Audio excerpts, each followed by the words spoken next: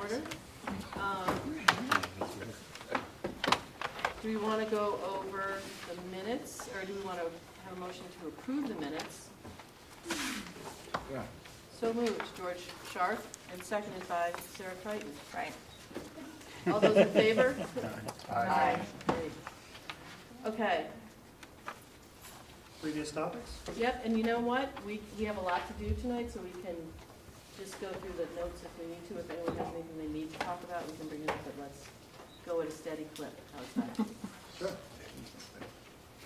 So starting with the first item, the abutters list, Avi has sent abutters lists of 3 different levels of detail, one of which meets the requirements of the planning department. And on top of that, there are 2 other levels of detail. So we believe that item is closed, and we'll refer to that list in needing to communicate with the public as required. Next item, 7.4.1, the educational program working group vision and meeting attendees.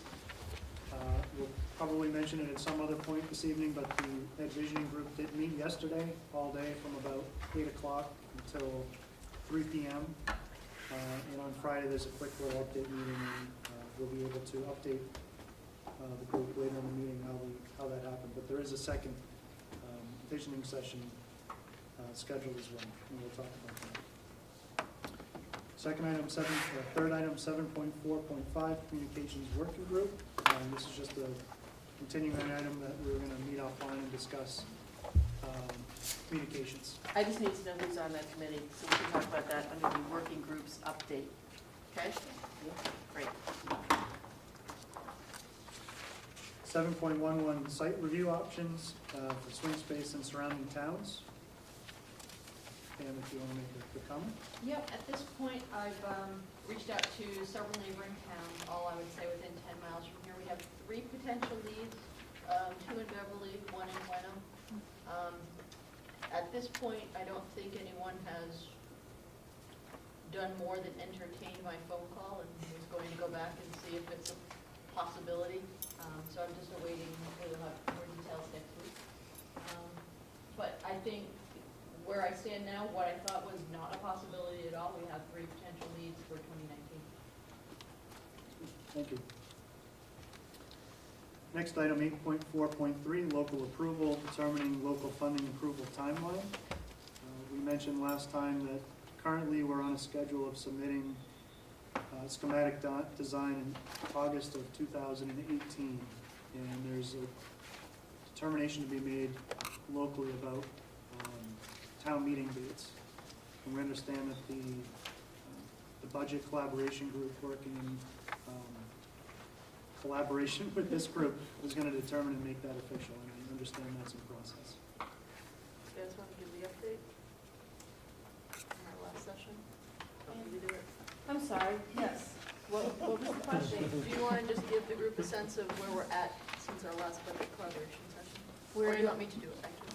We're in better shape, I think, than we were 2 weeks ago. So we talked to them about the need for the November 2018 meeting and vote, and they were going to go back to their respective boards and get an approval. So it was actually a good conversation, and so we're going in the direction we want to go. That's great. Thank you.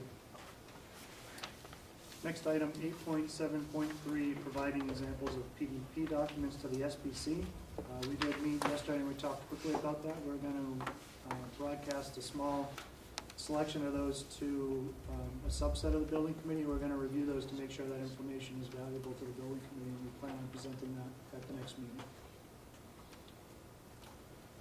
Next item, 8.8, poll group for potential school site tours. I know Pam's been, I think she sent out a scheduling doodle to try to find some dates in December. Yep, and I know I handed them off to you yesterday. I need to go back to my notes and double check what they were. Because I don't have to write down any chance what we were. It was the 8th, 18th, and 14th. I think those were the dates. Yeah. 14th and 8, yeah, I just remember 8 and 18. And then 14 was the- Yes, that's right. I rattled them off, but I didn't write them down. And last item from the previous topics was a conversation about design, bid, build, and construction manager at risk. And I think we mentioned this last time, is that we do plan on presenting a presentation kind of showing the pros and cons of both, but we feel that that conversation will have much more weight and context once we start to narrow down some of the options in the PDP, since the options will talk much more, just in context with that decision. So we know it's probably coming up soon, but it's not now or next meeting. But we'll provide that presentation ahead of time for everybody to review. And that's a summary of the previous meeting topics. Next item, invoices and commitments for approval. Originally, we had on the agenda a budget revision request, now that we had all the consultants for the designer lined up. If it's okay, I'd like to kind of pull that off the agenda, only because we received information on the tennis courts from the previous study that may have an impact on that. Okay. So rather than move the budget around just to find out that we have to do it again, I think would be a waste of effort, so. Great. Next item, working group updates. Start with the educational programming working group. I think I mentioned earlier that the group met yesterday all day. David Stephen was here with about 20, 25 educators or so. Thought that the feedback was very good and everybody was very much engaged. So I think it was a great working session. Yeah, he complimented the group in terms of how much the group was engaged in the process, so Good. very positive. I think it was successful. I know just checking in with some folks today, they felt like it was kind of fun for them to sit back and just think big and think about what could be. I think it was also validating for us to realize that a lot of the base foundational structure of the program and what we want to do is already in play, and the facility is really going to enable us to just enhance some of what we're doing. But I think the whole future of it is something else. I don't know, John, if you wanted to jump in.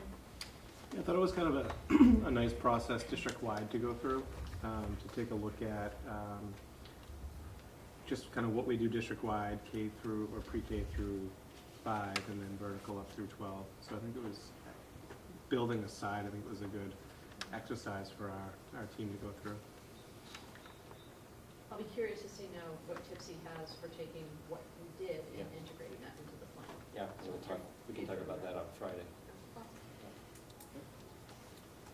Facilities assessment working group, I mentioned we did get some late-breaking information on the previous tennis court study, so that has been passed along to the surveying consultant to take that into consideration and hopefully revise that in a favorable fashion.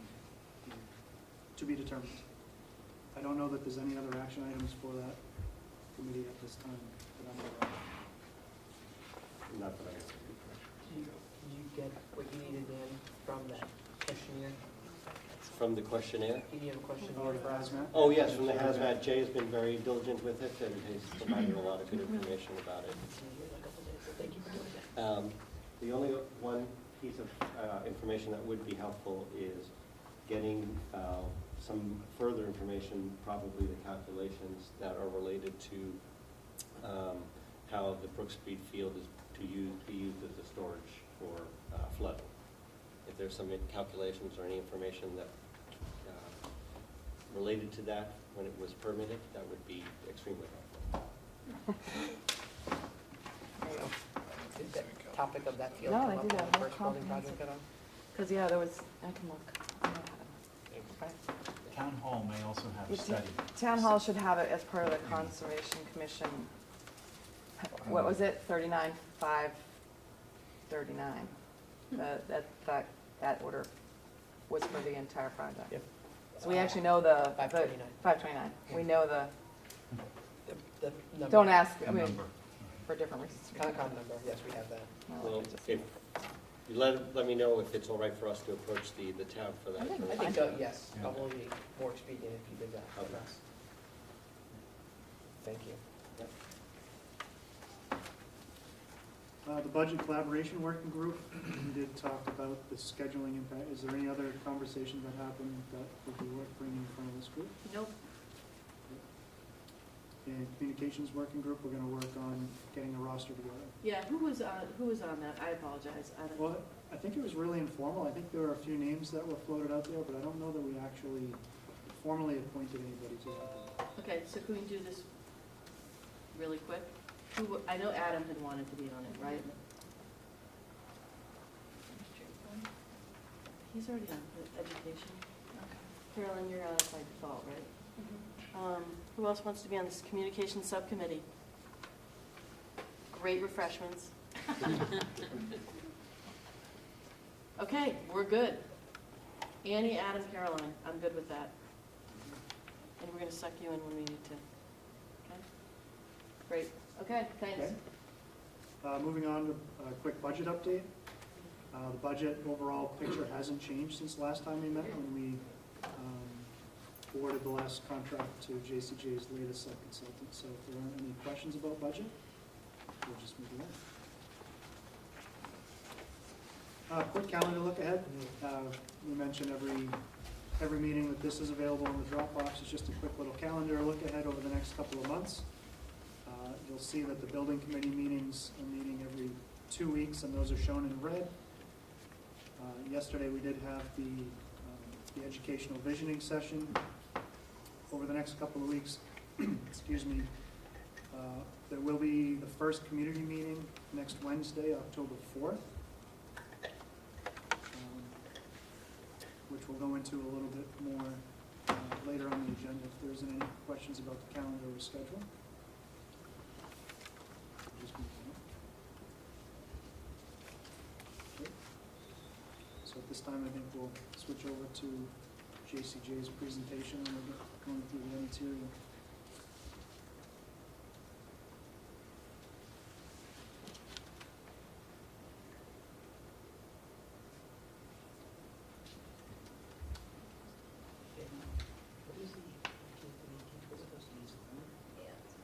Taking a tour of schools in December. 8th and 18th. 8, 14, 18 were 3 possible days. That, I think for,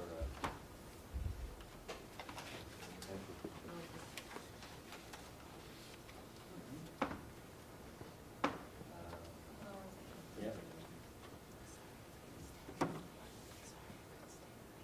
It's on our screen, not on the screen.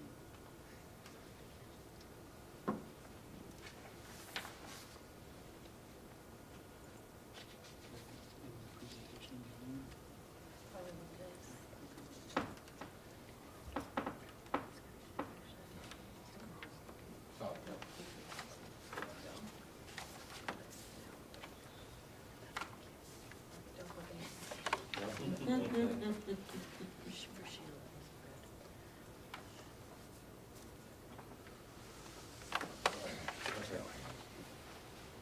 All right, so today we're going to have a quick budget, project update, talk a little bit more about our site understanding, and we'll touch on the community meeting number 1.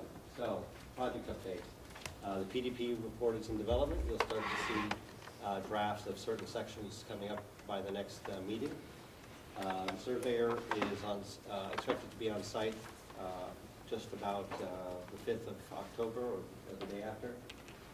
And the traffic analysis has been held off for the rest of the road construction, so that he's expected to be on site right about the 2nd of October. And as was mentioned before, we've received materials from Jay for the hazmat survey that also will go into the report, so that's all been very helpful. One thing that's not on the schedule yet officially, although I think we started to talk about this at yesterday's meeting, was community meeting number 1. And it was for the week of the 30th of October. From the discussion that we had yesterday, I think we were landing on November 1st. So I think that's official, and so I'll update this, and community meeting number 1 will be, number 2 will be on November 1st. And just wanted to acknowledge that we did receive several of the materials from the district that will go into the report, some of the such as the enrollment letter, the invitation to feasibility, some of the other, the maintenance reports and so forth, all things that came out of the eligibility phase before you brought us on board here. So And again, as I mentioned, we'll start reviewing the first elements of the report at the next meeting. And I left this slide here so we can talk a little bit about educational visioning session, but I think we've touched upon that already. So I think from our perspective, it was very positive, very informative. We got a lot of good information, and we were able to, between us and Doran Whittier, we were able to sit at, I think, pretty much all the tables and listen in, and I think got some good information from that meeting yesterday. So now we'll get to the meat and potatoes of today, which will be talking about the sites. This will be broken up into 3 sections: site understanding, site selection, building test fits, and modular test fits. When we met last time, there was a little uncertainty about whether or not we had fully vetted and determined what our sites were. So we went through an exercise. We got some information from the district, from the committee here, as far as what sites are possible to be considered. We looked at the site selection report as from 2005, I believe, and took a look at the sites that were identified there. And you actually have here, this is the document that we use as a reference. The first thing that we did is we knocked off the Essex properties, and then we also knocked off the privately held properties, because it's our understanding this time that site acquisition is not something that we want to pursue. And if I'm wrong, we can talk about that as well. But for the purposes of tonight, we looked at essentially the town-owned properties in Manchester. And so that brought this list of properties. The one thing that's on this list that's not on this one is the Highland Field property, and we'll go through that. That has some issues to talk about. So the first one we'll talk about is Brook Street Field, right adjacent to the existing property. Yeah, we might hit the lights because this will be hard to read otherwise. Thank you, Avi. So the first thing we did with each of these exercises was to try to determine where some of the limitations on the site. Obviously, riverfront setbacks is a limiting factor. The 50-foot no-build line, 100-foot, and the 200-foot riparian setbacks on the riverfront. You can see here the red essentially indicates where the property boundaries are. One thing that's notable about this site is, as we mentioned before, we know that it's supposed to be flood storage capacity. It was designed that way. So when you see this and it says buildable area, the assumption to make this actually work as a buildable area, because we have to be outside the 50-foot line away from the waterfront to build. And since this is already a synthetic field, it's essentially considered degraded property. So even though it's in the setback area, it still can be built because it's already previously degraded surfaces.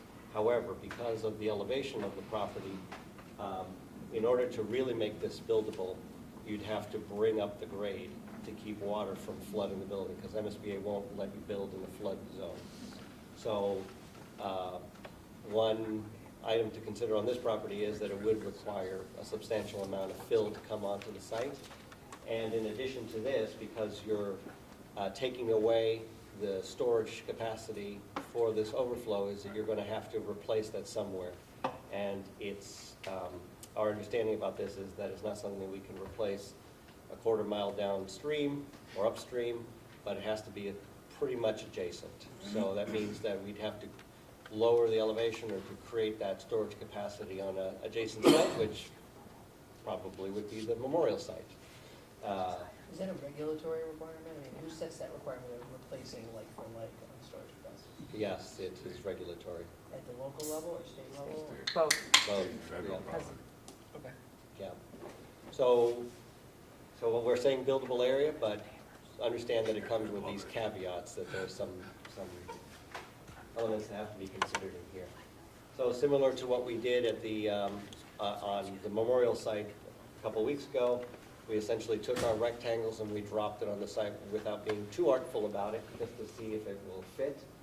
And then, of course, the blocks for parking as well. And generally fits. Again, it's not a very artful, this is a one-story configuration, so a two-story would probably allow us to start to free some of these shapes, get some windows into some of these spaces.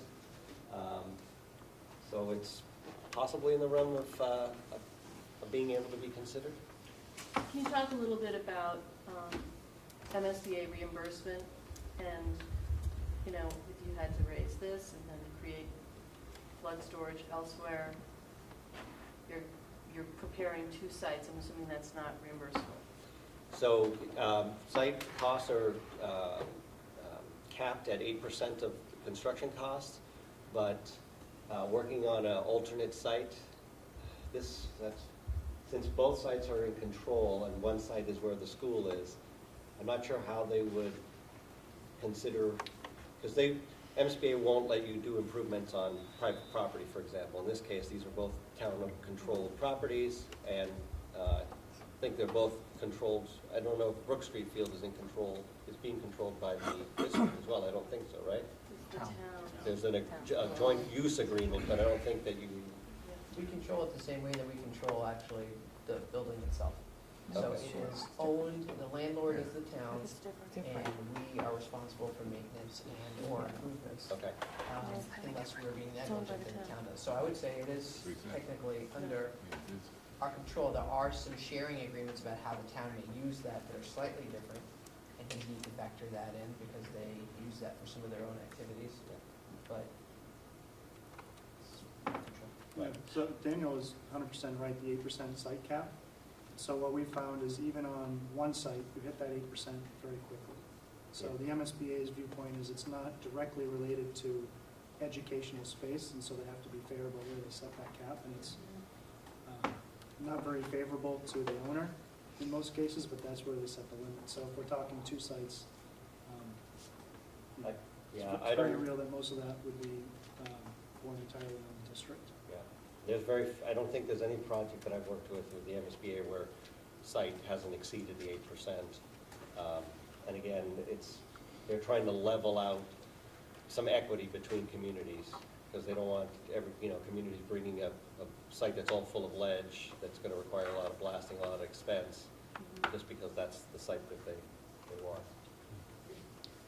Is it fair to say that if we were able to occupy Memorial School while building behind it, we would save some costs in terms of either modular development or off-site transportation? If the site was developed outside of the existing memorial site, yes, that's true, I think, for any site off of, so if you develop, Kind of all has to go into the equation yes, of what the. Yep.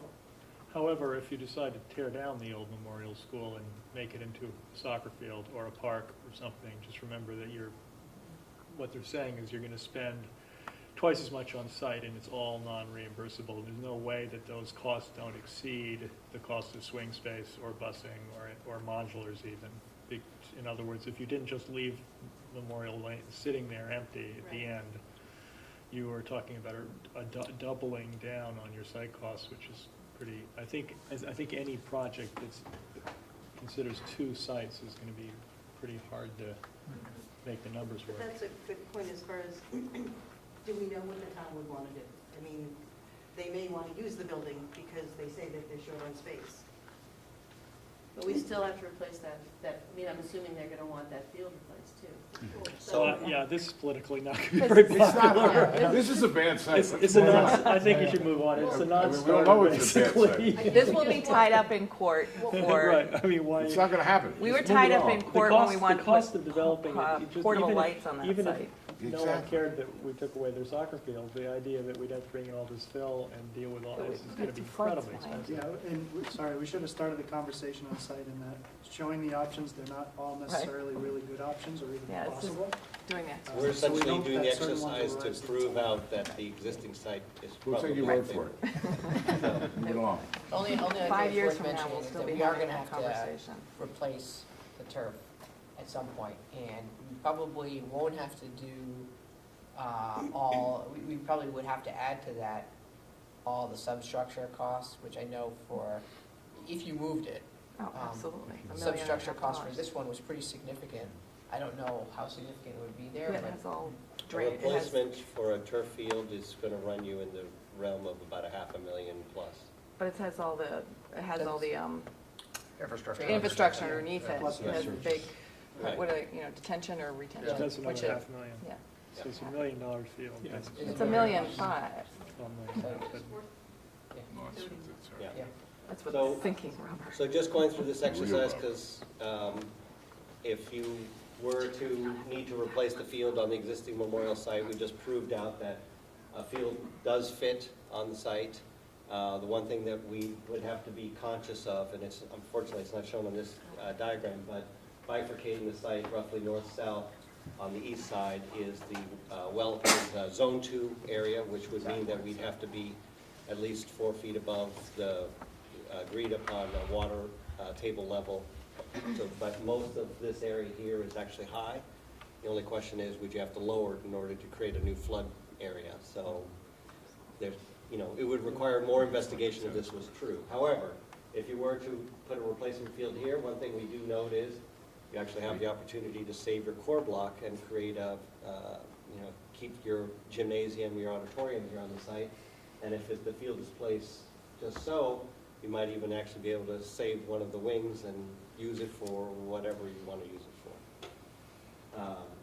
And then there are other configurations that are possible on the site as well. And just again, we're not saying this is a good option or not, but just proving out what's possible. And the only other thing I would add is that if the town is looking for some land in this process, that might be something that they want, if that core space that you just showed in the last slide. I understand this sounds that people who've been through this, and I haven't, like a total disaster idea, but 5 years I'm just ago, saying, we have this we don't even know yet what town of Manchester is looking for in its own land acquisition process and how that may factor in. And the other thing to note about this, that this is still applicable even if you don't use the Brooksfield site. If you go to a different site and you abandon this site for a memorial, these things are still possible here. Okay.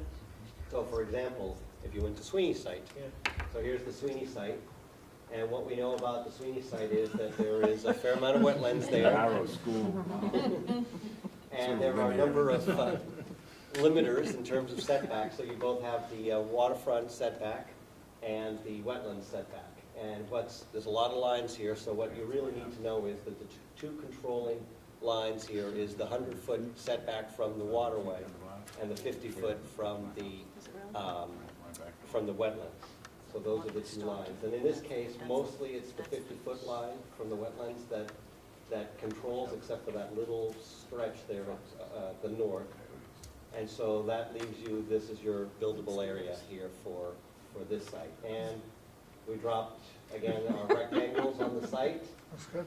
And it's tight, and again, this is a one-story option, so if you did a two-story, you'd probably gain a little bit more land. You might be able to squeeze a half-decent field in there, Up against the side of the hill. at least some play area. Yeah, that's right up to the part where the parking is now. We were also asked to look at the Highland Field over here, which has a lot of problems, and probably... These were suggestions that have been given to us Yeah. along Well, I think, not necessarily. just to remind our- everybody, at some point, as I think Sarah said many times, people will ask, how come you don't do this? Yeah. You should always do this, I've always keep saying Sweeney is an option, and this is where we say, yes, we looked at that, it's primarily offset with wetlands. You have a very narrow buildable space, putting aside the fact that it's very wet, et cetera. So this is really gonna help us to communicate with the community about what doesn't work and why. So the problem with this site is that it's in Zone 1. So basically, it makes it unbuildable. Can you explain what Can that I is to just people who? are Add not that one of the things that's really important when people criticize this site for being in Zone 1, if you were to overlay the old school, Yeah. it was entirely in the footprint of the football field. So while it's important as we did to understand that history, that this new site has less impervious surface, is significantly further from the well. And because people forget It's all how, degraded area. how much we moved, how much improvement. I mean, DEP was a significant finding for DEP. But people, as we talk about that, and I think we have the same opportunity at the memorial site. And it's a good thing to remember that that's part of the narrative, even though it was a bumpy ride to get there, so. Can I ask a question about soils? Because I remember that bad soil kind of freaked everybody out last time. Clay. Yeah, and I'm wondering, what, if you're looking at Sweeney and, Yep. insisting upon really delving into that, what happens when you dig near wetlands? I mean, is it more problematic, or is it, no big deal? I would expect that you're going to probably find very similar conditions at Sweeney. This is a educated guess, and the guess part is definitely part of that. But I'm suspecting that you're going to probably find very similar soil conditions as you did here for this project, and as what we seem to be aligning from my early understanding for the borings that were done over at Memorial, which is there is going to be, clay. When do we have that over? Tons of fill to fill those. Soon. You can't. I don't have a specific date, but That's fine. It's not buildable. So can I now ask a stupid question? Can you build a building on stilts or something if it's in a wetland, even if it's degraded wetland? You could build a building on stilts, yeah, absolutely, you could. Yes, the answer is yes, you could. Would you still have to rerun where the water goes, or would that? You mean, so in a site like this, you mean so you're actually projecting into the wetlands? So that even just so that you're up off the ground, so that if that 100-year flood, because they seem to have a lot of water this year, Right. you would protect yourself from damaging of the building. Yes, you could do that, yeah. There would be still some limitations in terms of what you can build into the wetlands. There'll be certain restrictions. It's very expensive. Yeah. It's very cost prohibitive. Like It was just a orders of question. magnitude greater, yeah, Oh, really? Because now you're, piles. yeah, you're doing piles, the structural, having to deal with the shear forces, lateral forces, and so forth, and doing that all on stilts, essentially, right? Gets to the expense part that I'm not talking about. So again, Zone 1, and there was a question about what this means. It's basically, because there's a wellhead just off this picture, that within a 400-foot radius of that, you have to protect that groundwater so that it's not going to contaminate, drinking water. So that's essentially what it comes down to. So this really knocks this site out. There's also an administrative consent order that says, no touching it. Yeah. Nevertheless, just for trying it out, we threw it on here just to see. And again, the rectangles are very tight in here. There's not a lot of room to actually start to open this up and allow some of the light. You probably could open it up if you give up some of this parking. And then again, you'd have to understand whether you need to find another place for that, whether it's across the street at the memorial site or some other off-site location. So. I love this idea. Put it on the roof, we have that idea already. We're also to look at the student parking area here at in the northwest corner of this site. Should be familiar with it. And we threw our squares down. This is a 2-story option, and it's very tight. it's not. We could poke something right in the middle of that. Yeah. Yes. Parking. Actually, that was designed. It's going to make a 10-story tower. This building is designed to be expanded right there. Yep, and I'm sure that you can be expanded. The question is, can you fit this much program in that space? We won't need that. Yeah. So, and then parking, you can see it's covering off. It's got to be found somewhere, right? So, Rooftop parking. or underground Solar parking. panels are coming. The other 2 sites, one is the compost site, which we believe is still actively being used, but again, it's a town-controlled property. Here it is. There are wetlands nearby, but it really doesn't have too bad of an impact on the property. Generally, this is the buildable area here, and a building could fit here with this parking. The transfer station site is essentially a little island in a sea of wetlands.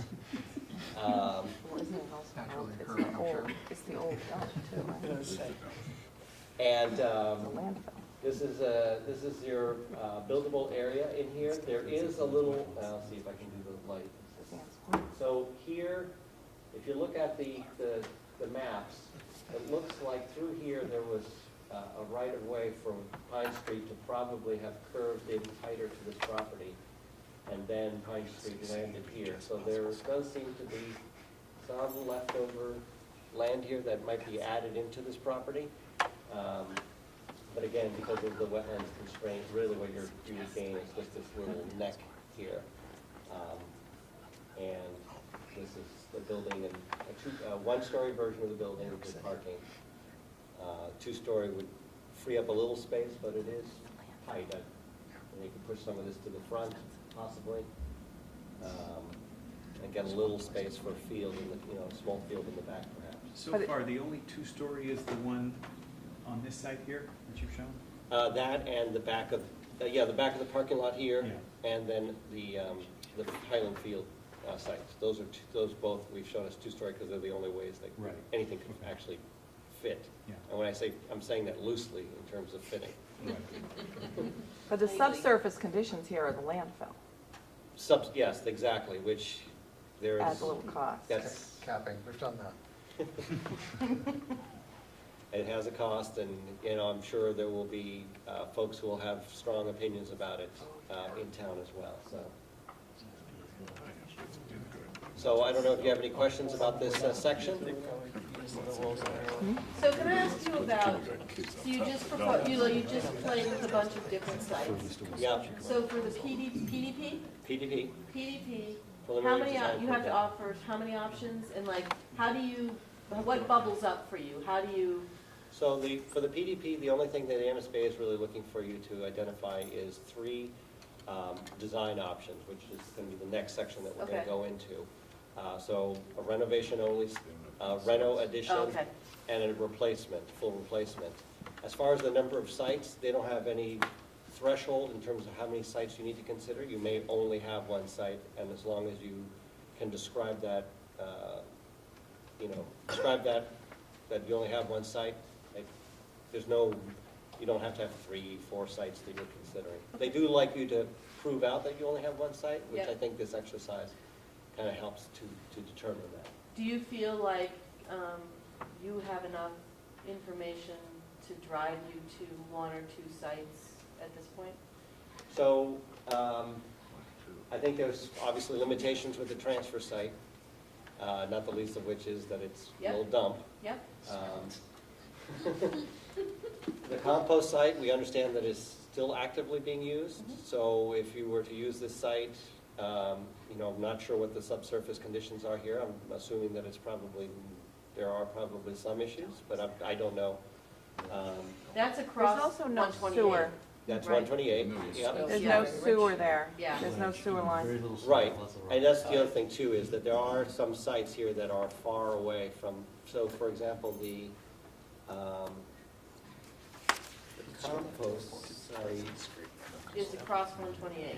It's on is the across Essex side. 128, so one thing that you lose is you lose your neighborhood school. Yep, No kids, few if any kids will be walking to the site. Same thing at the transfer station. What was on here, the compost site, yes, thank you. So it's, sewer is 2,600 feet, and water is 1,700 feet away. And the transfer site is, I just saw it, is even further, is 4,500 feet from the sewer, but only 200 from water. So 4,500 feet, that's, you're heading close to a mile from sewer. And there's really no space on that transfer station site to do like a leaching field or a wastewater treatment plant. It's really, there isn't that space there. The only other thing too, so let me just finish answering your question. I don't think this is Nope. really a viable site. Yep. Obviously, Nope. this is not. This might be, but it's fairly tight. You'd go here knowing that you would have limitations as far as athletic fields. for That's the already kids. two-story.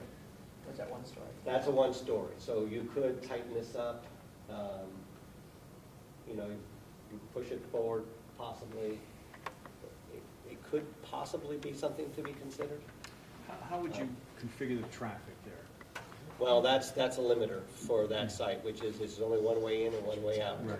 So now you're gonna have to probably deal with some kind of signalization at that intersection.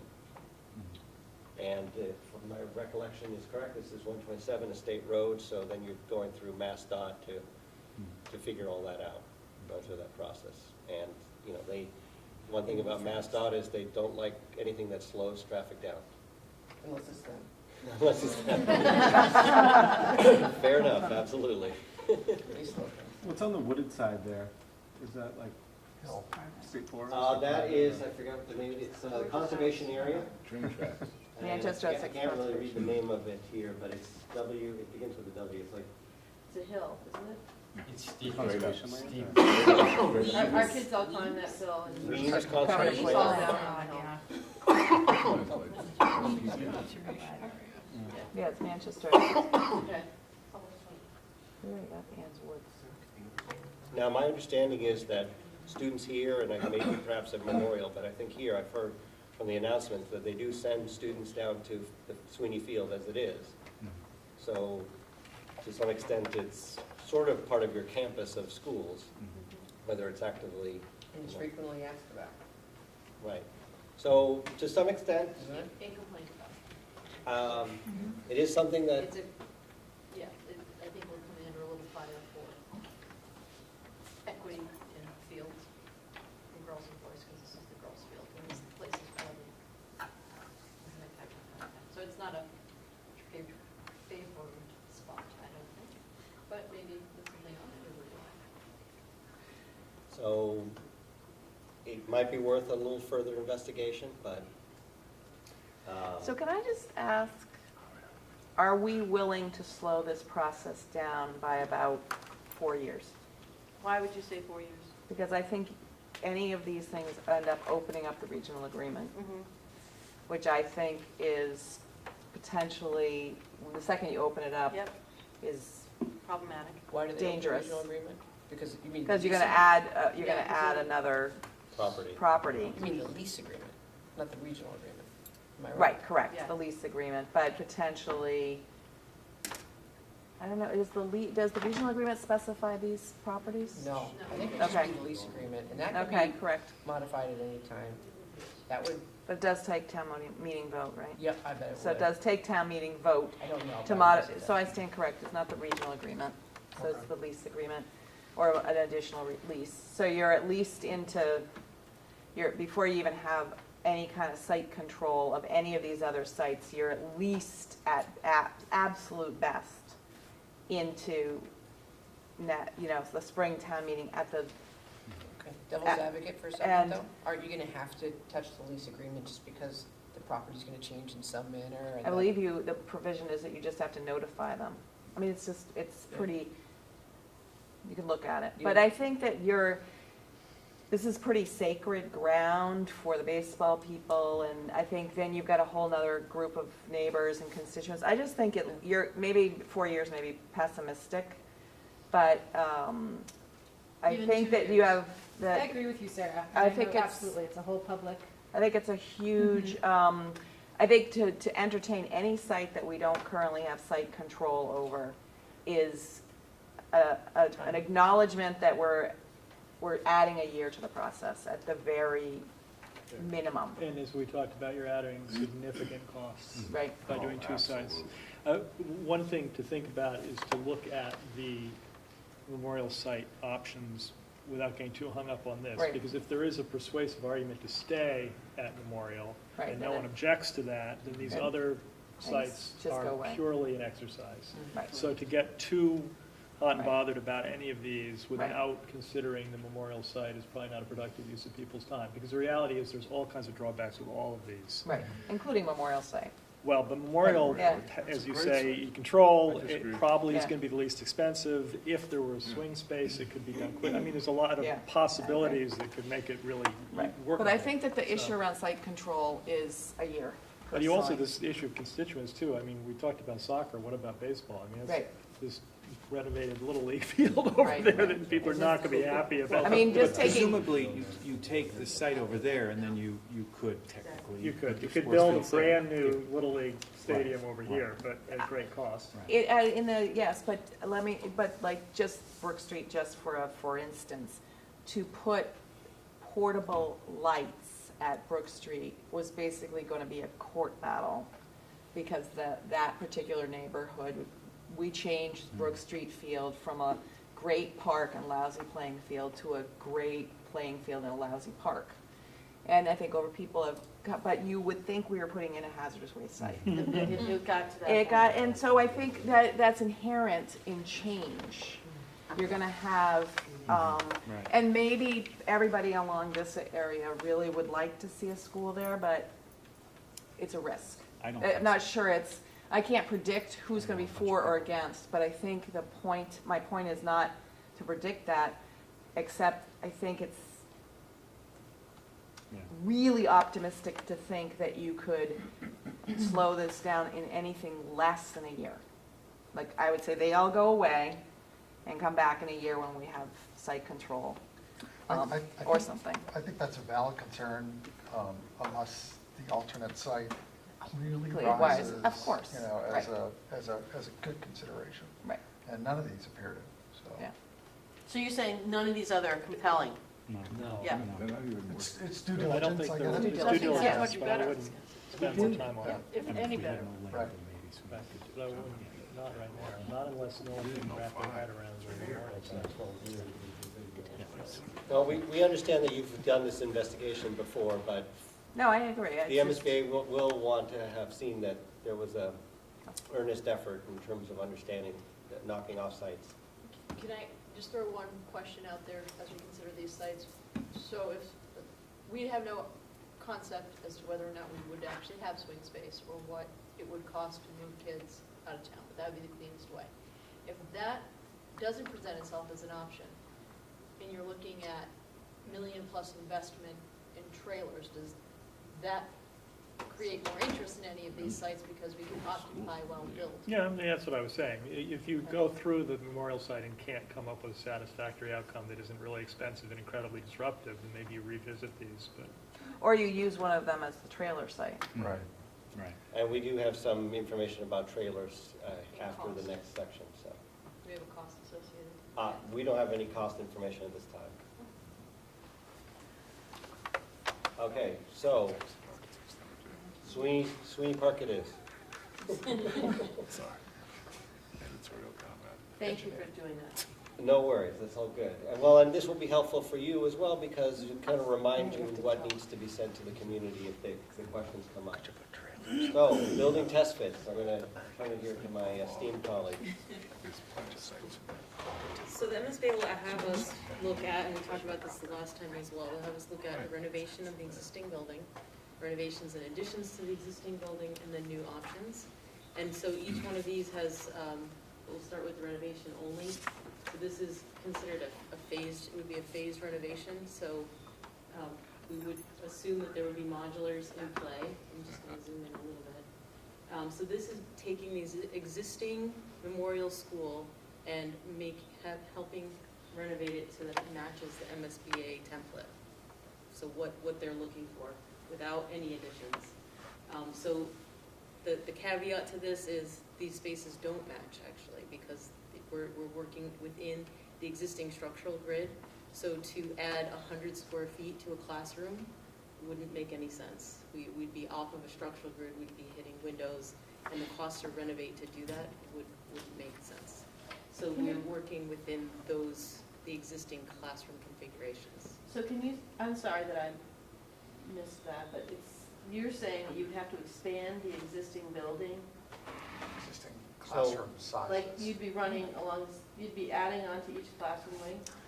I think They're saying that They're No, showing this is not showing that. This is a straight showing renovation. doing the best you can to work Within what you within got. the Just the existing building footprint. renovated. Oh, okay. This But- is also a throwaway, because no community, it is, just because no Between you and community, me. right, no community is gonna spend millions and millions and millions of dollars To have what they have. to renovate what they have, right? It doesn't make any sense. Why would you do that? Not Because that it doesn't meet your educational program. You get new systems, you get new windows, whatever, but you get the same Still building. an old school. So it's the option, I don't know that there's ever been an MSBA project yet, that's been able to just But- straight renovate. So But you here's- still have to do it as an exercise. Right, so here's the other question. You, Lisa, said that this building was wooden or timber? What did you say about this building in terms of structure? It's got wood structure. Wood. Some areas. So how do you do that, like, what are you doing there? I mean, is it, There's it's, steel, but there's a lot of wood frame for like the floor diaphragms, the roof diaphragms are all in wood. Basically this portion of the building. So we spoke with our structural engineer, whether you do the entire building as a renovation, complete renovation only, or renovate parts of it. Let's say you keep the core block of it, there will be structural work that would be needed. You could keep the wood, the floor of the gymnasium is all wood frame on a steel superstructure, and the roof diaphragm is also wood. Those would have to be stiffened. You'd have to put in some shear walls in order to take up lateral loads. The building was, met the code at the time it was built, but wouldn't, there's a threshold number that any renovation is going to hit easily. That would then require the building to come up to current seismic and structural requirements, and that would. Is it slab on grade or is it crawl space? It's all crawl space. Oh, it's And there's a lot of history in those crawl spaces, as I can attest to. Creepy crawly space? A lot of leftover stuff down there. You ever want to throw a play on any topic whatsoever? Jay was my guide through there, and Improv. Haunted house? Option 2 is a renovation and addition. So this is to try to do some. So we just dismissed the renovation outright. I can you do suppose that we yet, have- or do you have to present that to the Well, this MSBA? would be presented to MSBA. Okay. So the program doesn't fit Program doesn't and fit. structurally inadequate to withstand renovation. Mhm. Okay. And that's enough for them?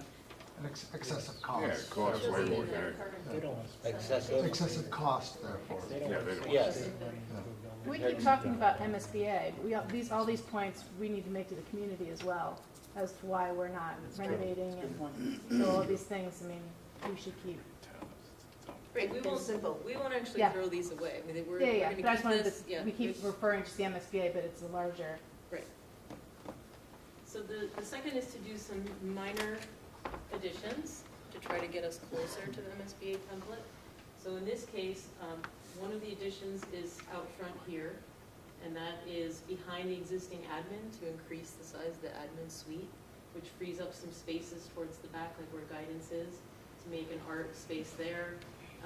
Another addition is here, a corridor that would actually connect a potential pre-K wing to the existing central wing, so that there's a connection between pre-K and kindergarten with a separate entrance potentially for that. And the other two smaller additions, one is here, so this actually, the existing building is here, and these two fifth grade classrooms are together. This one got pushed out, and it created one of those spaces that we talked about yesterday in our visioning, is like a breakout space with some pull-out spaces within it, around a team. And then another addition here, so this addition is actually this size, this wing currently ends here, and that allows us to have some self-contained sped spaces out in that 1965 wing, so that you start to build a learning community with the space that you have. The other thing that we did, the media center is relocated closer to the front of the building. This is not enough square footage here, but one of the concepts was to take the media center and create satellite media centers per wing, so that you could have one here, there's one here that would be associated with KN1, and one here that's a little bit smaller in the other learning community. But there, we start to build a little bit of a main street along that main corridor. So art could have new connections to this corridor. and the media center here, we could do like a glassy entry there, so that there's destinations along that Main Street. Again, probably a throwaway, but at least to see what could you do with some smaller renovations and additions to get you closer to your ed plan. But you're still doing the same work that you did on the first slide. Plus. Just Plus adding- some additions. Plus a little bit of addition, just to get you to the space sizes you need.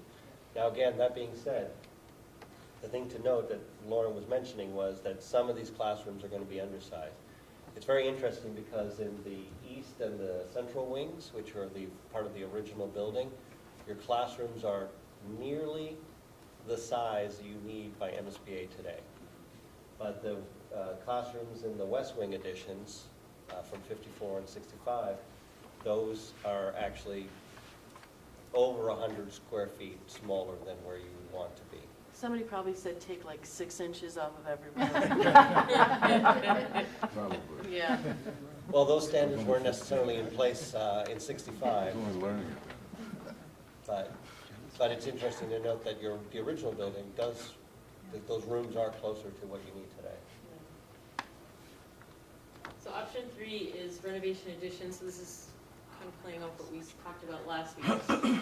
Putting modulars out in the rear where the playground areas are and demolishing these 3 wings. So those are misplaced or replaced here. That would free up that part of the site to do an all-new school in that location, or mostly new school. So the 2 pieces that are missing in this are there's no gymnasium, so this would be to try to preserve the existing gymnasium and auditorium, building a new cafeteria, media center here, and a new main entrance.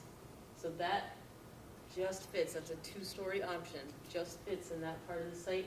And part of the reason it's pushed so close, you'll see in the next slide, is to make it close enough that this corridor doesn't become such a long stretch to get back to the gym and have it feel connected as part of this building.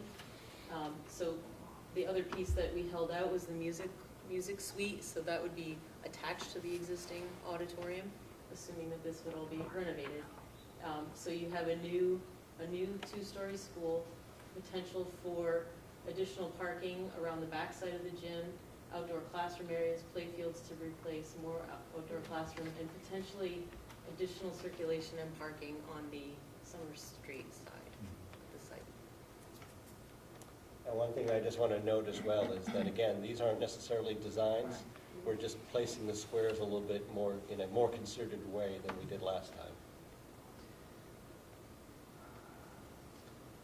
So option 4 would be new construction, and so far, everything that we've shown you assumes that the students stay on site while all this is happening. And so in all of those options, we've been trying to preserve the existing drop-off circulation path. So this is again, the same idea except an all-new school. So building a new gymnasium and cafetorium on that cleared site here.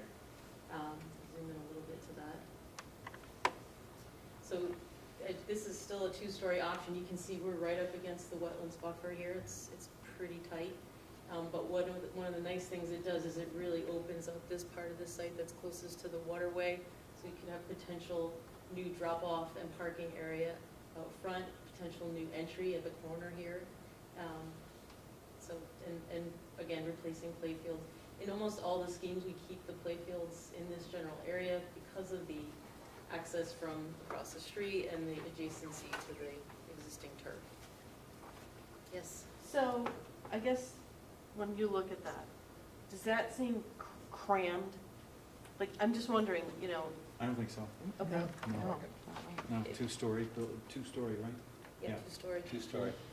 Looks fine. And again, there's a lot of I like the bubbles room in floating front. around it, but a lot of that essentially is open space. These green pieces are. Yeah, I this think that is- new main entry area where the room is, that really helps in that building. The top Yeah, area. right there. Yeah, that you Why have do you nice ask that, Andy? visibility of that from Right. Lincoln Street. I just want to make sure that we're not doing remember the the kind of boxy, I know this is not the design. This I know isn't this a is just design. stacked boxes right now, but I just want to make sure that we're not cramming it, All the program elements are sitting on top of each other. which I don't think is a big deal, Adjacent to right? it. So you're putting all the building area in one one spot Yeah, versus This is very spreading it different out. than. right, right now it's sprawl, I mean, Tentacles. you know, two-story building, I went to an elementary school, it's two stories, it's not a big deal. I just wanted the architect, Is there any advantage from an educational standpoint to actually spread the grades out a little bit more versus literally right on top of each other? Into different wings Like or a different? research-based response? No, I A think it will come down. research-based response? Well, like educationally Too late, sound, too late. I think it's preference. I think it's more Design about an kind of organization. climate, I don't know that- collaboration, that sort of thing. that you So lose this when doesn't you make a another difference to story, it, but this is what. I don't think it has an educational impact, it's more of a climate, culture, organization of your building. yeah, community. Preference. And heating. Yeah. Maggie, push back if you know something I don't. No, I agree. Couldn't tell you, if you build it this way, the kids will have some better outcome. Well, all of these plans are all in the 55 to 60,000 square foot range. It's 60, yeah, it assumes a gross square footage Gross up of to just 60. under 60,000, yeah. Yeah. And so this plan, dark blue, is existing building that could be used while construction's happening in the new wing, the larger element. And the yellow is swing space. Yes. And And that's, so that's, you're moving the blue that should be in that middle wing over to the yellow. So the Right. east and the middle wings are Yeah, the two wings that were here. demoed here Right, and assumed to take up, 14 modulars, right. taken up in that, over there on the west side. for temporary. What do you think Temporarily. of the fact that the building has no real, the site is strange because it doesn't relate to any roads. You know, the buildings don't, they have no orthogonal relationship to that. Does that, at this point, how does that sit with you guys? you mean that, I guess I don't really understand. Well, The it's- roads it's- aren't really orthogonal either. Well, if you look at all the elements, this is an odd site for our town, I think, because you've got strange configured roads. You have the tennis courts which are off angle with the existing building, which is off angle with the other roads. Is that all right? Yeah, I think it's all right, actually, in those I mean, one of the, I'm gonna belie some of my preferences. I wasn't born in New England. One of the reasons I live here is because I like all the crooked spaces because it's in those triangles or weird polygons that you create, that you have these opportunities to have, Right. to create something special, to create an interesting place. Okay. And so, we haven't talked about, what some of the qualities of some of those outdoor spaces could be, but it does have an opportunity to lead you towards creating something Yeah, I think interesting. it's worth noting, and maybe you guys are gonna mention this too, is that a lot of these, as Lauren had mentioned, it preserves some of the existing circulation. But I think graphically, it does show the existing tennis courts exactly where they are, and the Mhm. drop-off loop, but that doesn't mean it has to remain that way Right. in the final design, because it's not quite a design, Yeah, so. right. This still is not a building, so this No, I isn't understand necessarily that too. formed. So And- the idea that this, But we're somewhat constrained. I guess what I'm getting at a little bit is that the site has certain constraints, and the fact that we're in this version, maintaining that dark blue element squeezes the new building to the south of it. Correct. Yeah. And, doing a little further investigating of this option might lead us to be able to center that onto the site a little bit more, bring it north a little bit. It also, we might be able to start to investigate a little bit more about phasing. We might be able to add an additional phase that would allow that shape to start to free up. Yeah. And the other thing too that you could do here is you could flip this. You might not want to because there's some relationship between those spaces and the nice views you're gonna get out from the cafeteria, out to the space. But you could mirror this and have the classrooms facing north and taking, that look up. I mean, again, you might have to shift a couple of the individual rectangles, but, yeah, it's possible you could do more modulars in this courtyard to free up part of this space, to allow it to bleed a little bit, but that's another phase. Right.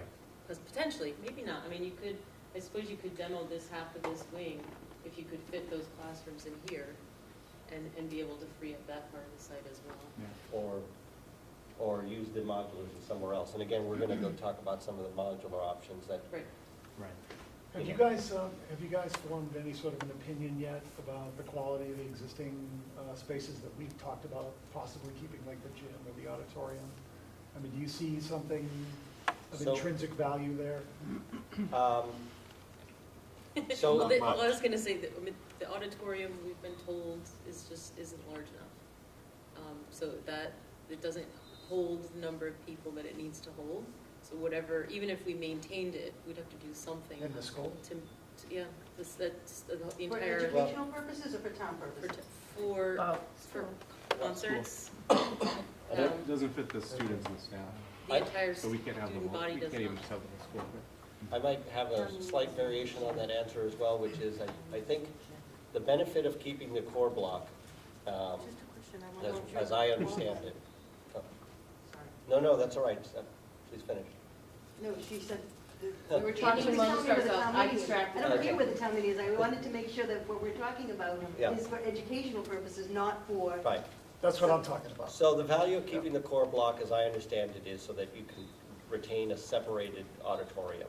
That's probably a key element, because we already know that your existing gymnasium is not the right size necessarily. You only have bleachers on one side, and in a new construction, you might be able to coax the MSBA to allow you to build the gym the size you want it, even if you're paying for part of it, whereas to modify your existing gymnasium is going to be, difficult to do.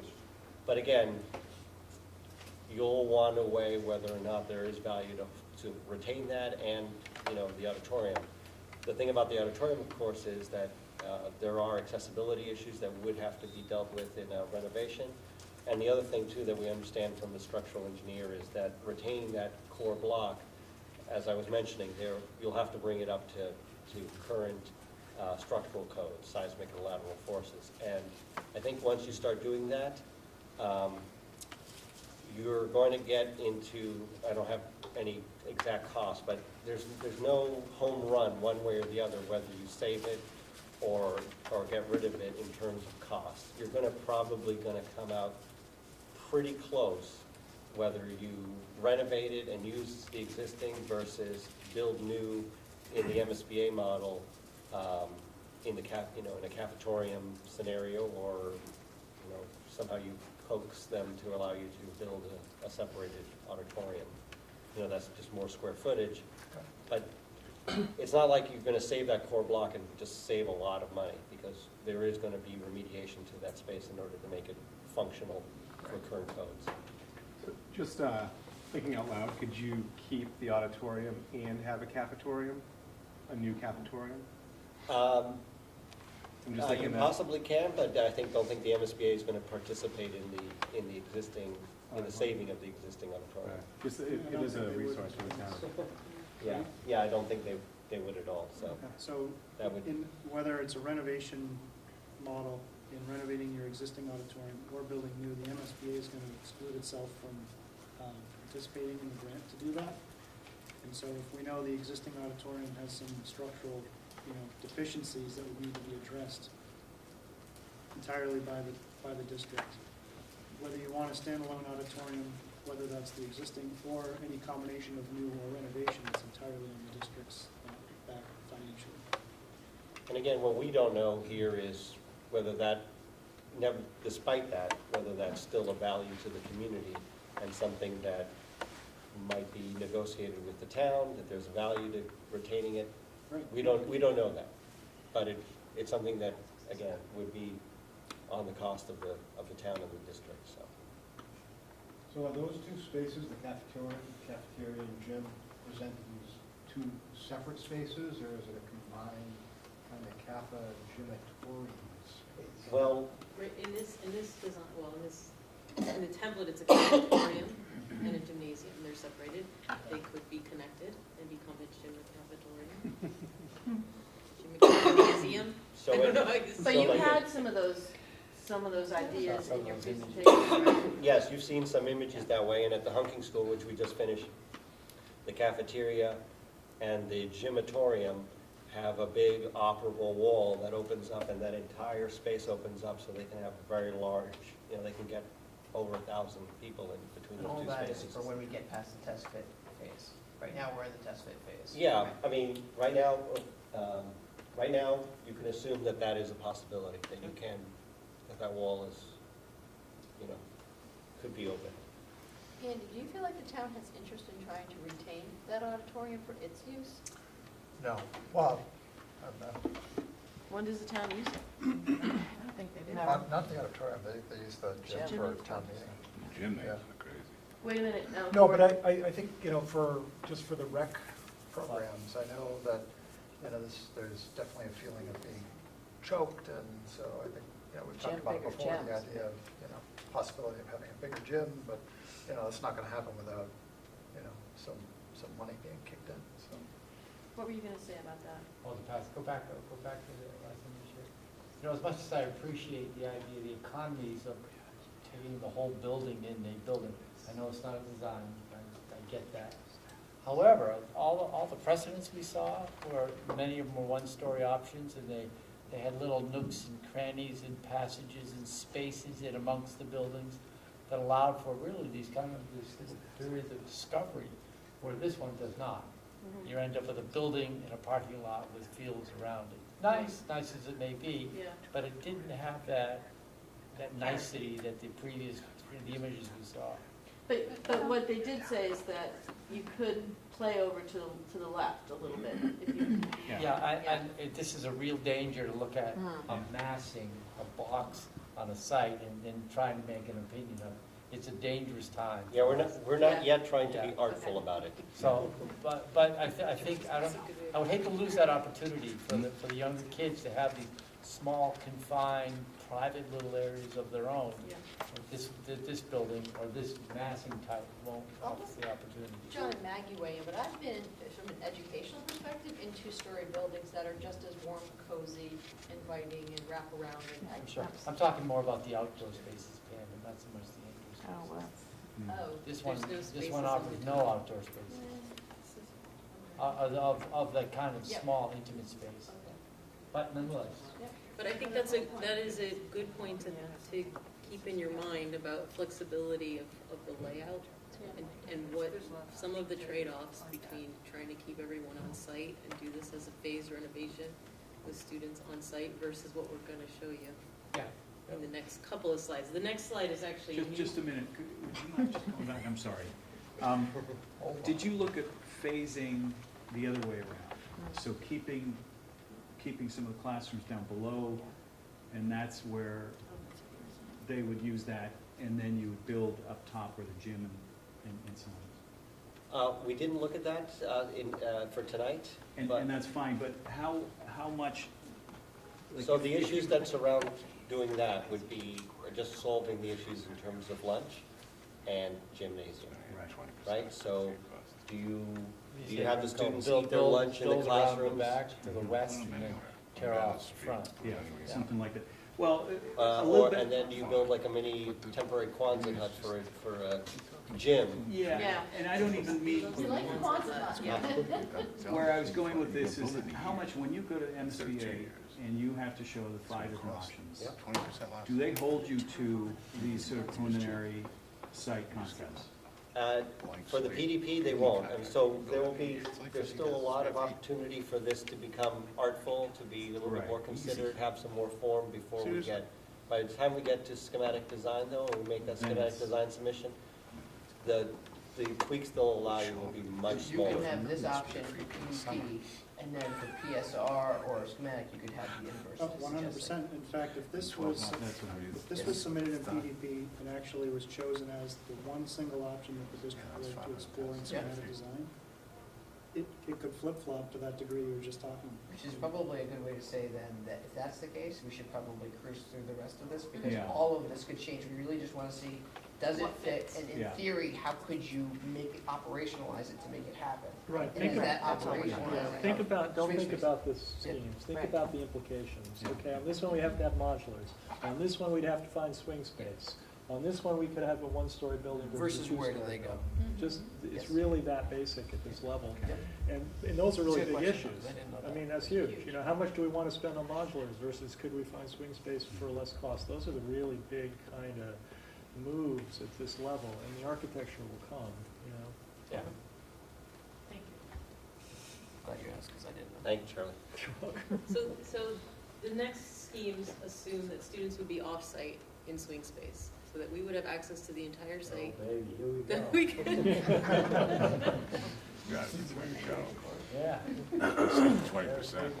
and one of the things that was brought up yesterday, and we haven't, I mean, we can go back and study it again, we did preserve the tennis courts in all of these schemes, so Thank you. we, Good but we have been plan. told that perhaps we should do a few options that do not, so that will be to follow, but not today, so if that's, Well, I know that was a just question. to clarify that, because I was the person who made the comment, I didn't say get rid of the tennis courts, what I said was, you have 25% of your area to the right, maybe some of the area below the tennis courts or above them is still in there, I would be happy to keep the courts. And to follow up the conversation we had yesterday, as far as that's concerned, the one thing about, just to note, one reason we haven't really spent a lot of time looking on the eastern side of the site is, as if you start to develop and put building on the eastern part of the site, then you're going to have the issue of crossing traffic. So now your road is on the west side of the building, and you'll have to cross that to get to the fields. And the connection between, let's say, your gymnasium and your outdoor play area is now crossing a street. And then the other issue, of course, is parent drop-off and pickup. You want your student to be on the right-hand side, on the passenger side of the car, which means that in an ideal scenario, you're now entering from Summer Street or from the lower part of the entry from Lincoln, so that your student is on your right. So we know that Summer Street's a pretty busy street. There's not a lot of space there to add a left turn lane, for example. So, and then you have that entry very close to Lincoln Street, where it intersects with Lincoln Street. So there would be a lot of mass dot questions that would come up in terms of how all that gets resolved. We don't know the details of that yet. We haven't done our traffic analysis, but those are things that we are aware of that we'd have to consider if we built on the east side of the property. Yeah, I'm sorry about that. Go No, ahead. that's okay. So this scheme we call the courtyard/pinwheel scheme, and it was, the concept here is to try to respond to the fact that it is a neighborhood school and that students are coming from multiple sides of the site. They're not all coming in cars, maybe a lot of them are, or buses, but some of them may be walking and approaching the school from this direction. Some of them may eventually come across the pedestrian bridge. The safe ways they're coming from this direction, and potentially some from this direction. So the thought was, rather than one entrance, that's a large main entrance, that maybe there are multiple points of entry for the students. What about Stacy on that one? Right, And that's gonna be the debate. Okay. That's the control of entry versus. There are schools where, depending on how you're administrating the school, that you could have various points of entry in the morning. I'll use my daughter's school, for example. Different grades enter at different doors at school. Once the arrival period's over, all the doors are locked. Only the front door is available for anybody to arrive. So just kind of as you're going through the designs, one of the aspects to keep in mind as far as arrival goes, just the way we run the school now, certainly could change, but in the morning, the kids all come and they have a recess, so to speak, before they go into the building. So in this situation, the kids coming from the bridge would have to walk they'd have to walk all the way around back to probably the play fields. So it's not like they come to the building and go straight in.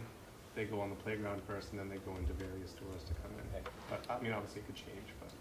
Right, this is, again, it's not really necessarily a design, it's a site strategy. And so there's another option that's probably more in line with what you're talking about. Okay. But the thought of breaking up the classroom wings into smaller groups around a courtyard, perhaps the media centers in there, there's an outdoor learning space, centralized, parking and main entry are on this corner, so visible from both Summer and Lincoln. Gym and cafetorium are facing more towards Summer, those large blocks. And the nice thing about this is that some of the best views around the site are grabbed by those classrooms, that they're all looking out at the waterway, the golf course, and the existing turf fields. Another option is the hub. So this is actually something that was in our interview, a concept of one main entry point with a centralized hub, sort of a gathering space. And these are two-story wings, actually, that would have connections vertically between them. And media center, gymnasium, cafetorium, again, on the Summer Street side, but the potential for drop-off and circulation parking on the northern part of the site, and maybe a smaller parking and service area on the back. And outdoor classrooms, it's these little green circles that are not the trees, but those are outdoor classroom opportunities in between, so a little closer to what Gordon was talking about before. That there's sort of spaces between little nooks.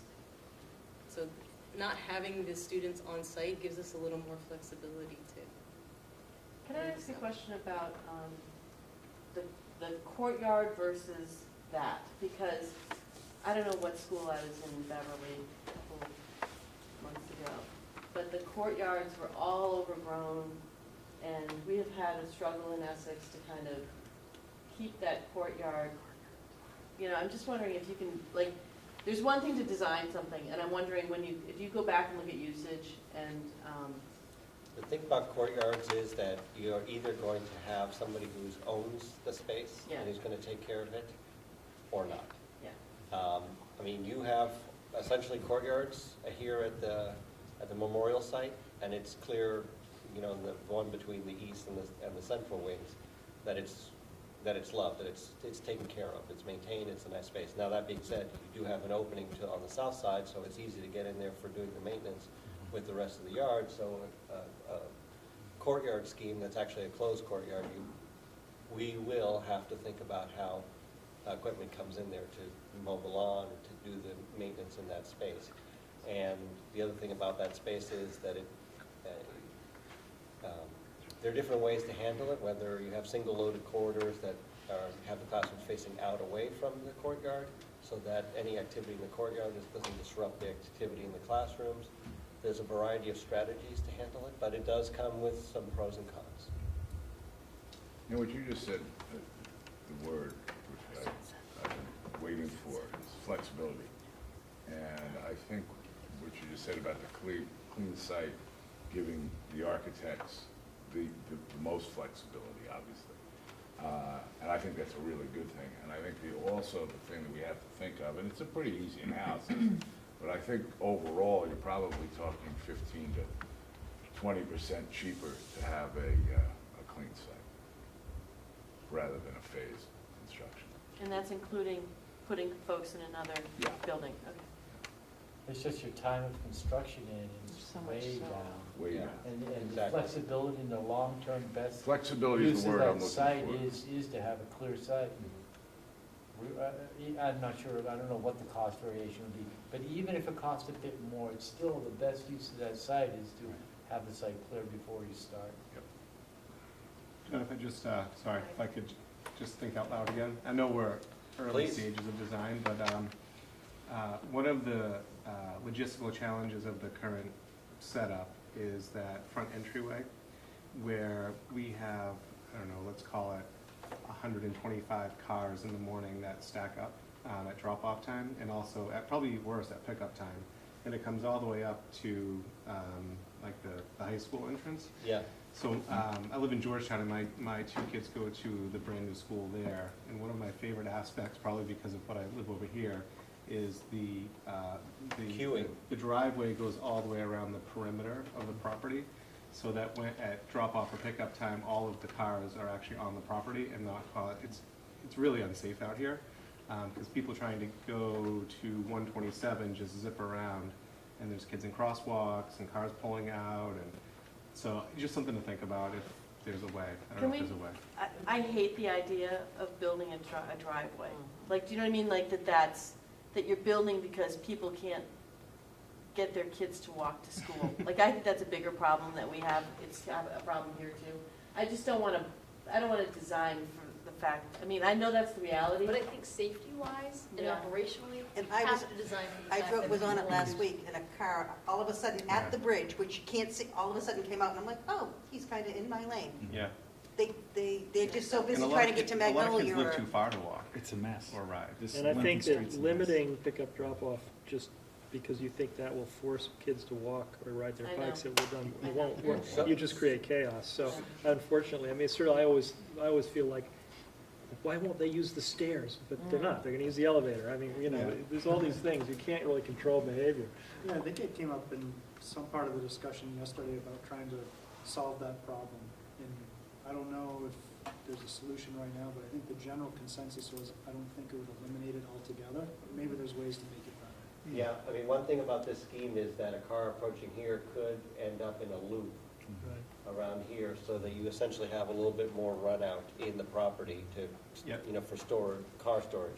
Again, Improves it might not be enough, to eliminate the problem on Lincoln Street, but But, or even out to 127, a wider loop. what's that, which, A wider loop out to You 127. mean like this? Yeah, The problem, the only issue with that, I mean, you'd have to maybe police it yeah, when students are playing, right? So you'd have some sort of gates that would shut it off yep. during school hours. Yeah, maybe still have the front. One of the things that we've tried to avoid in most of the schemes is having students walking across parking Yeah. areas at all, Yeah.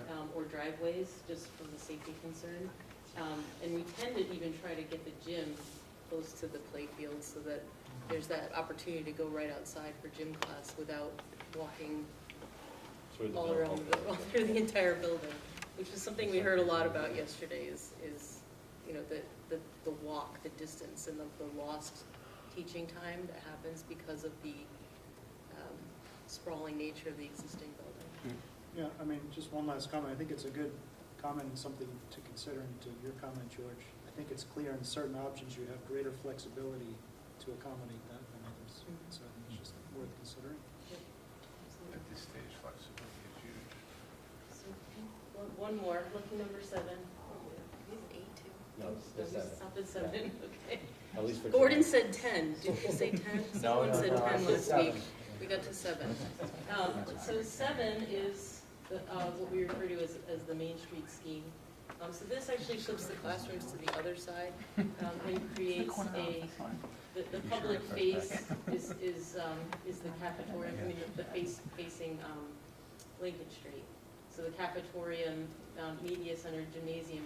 But going back to what you were saying earlier about students arriving and coming to a play area, and then that's where they enter, that this would be a great collector for that. So you'd have an entry here, but it's all visible on one Main Street, and then each of the classroom neighborhoods could also connect to that, and you could potentially have specials and things like that are also along Main Street, so that art and music are easily accessible for any of the grade levels. Is this a 1-story, 2-story?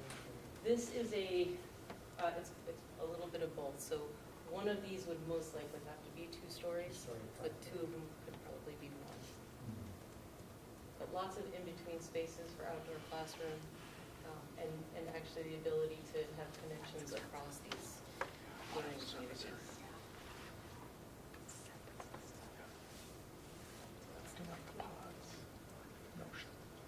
So one of the things that goes along with the options will be where to put the students in the in-between spaces.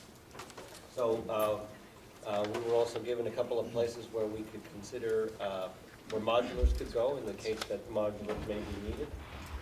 Here's a list of those potential sites. We're just going to quickly look through them. As you know, last time we took a look at this image where we showed if everything was on the site. This is about the amount of modulars you would need to accommodate all the students, or you could use one or the other to get half the students, as we were describing before, if you just got rid of east and central wings of the classroom wings. Things that will determine which modular option might be right will again be determining be determined by whether you're doing an addition renovation project or full replacement, how much phased construction there may be, will be one of the consequences, the issue of swing space, and then, of course, at each of these modular sites, one of the things that we'll have to be worried about is, is there play spaces, especially at the remote, is there a place for the kids to play? And then again, the question about a gym and cafeteria. So as we go into these, the first one we already saw was the tennis court one.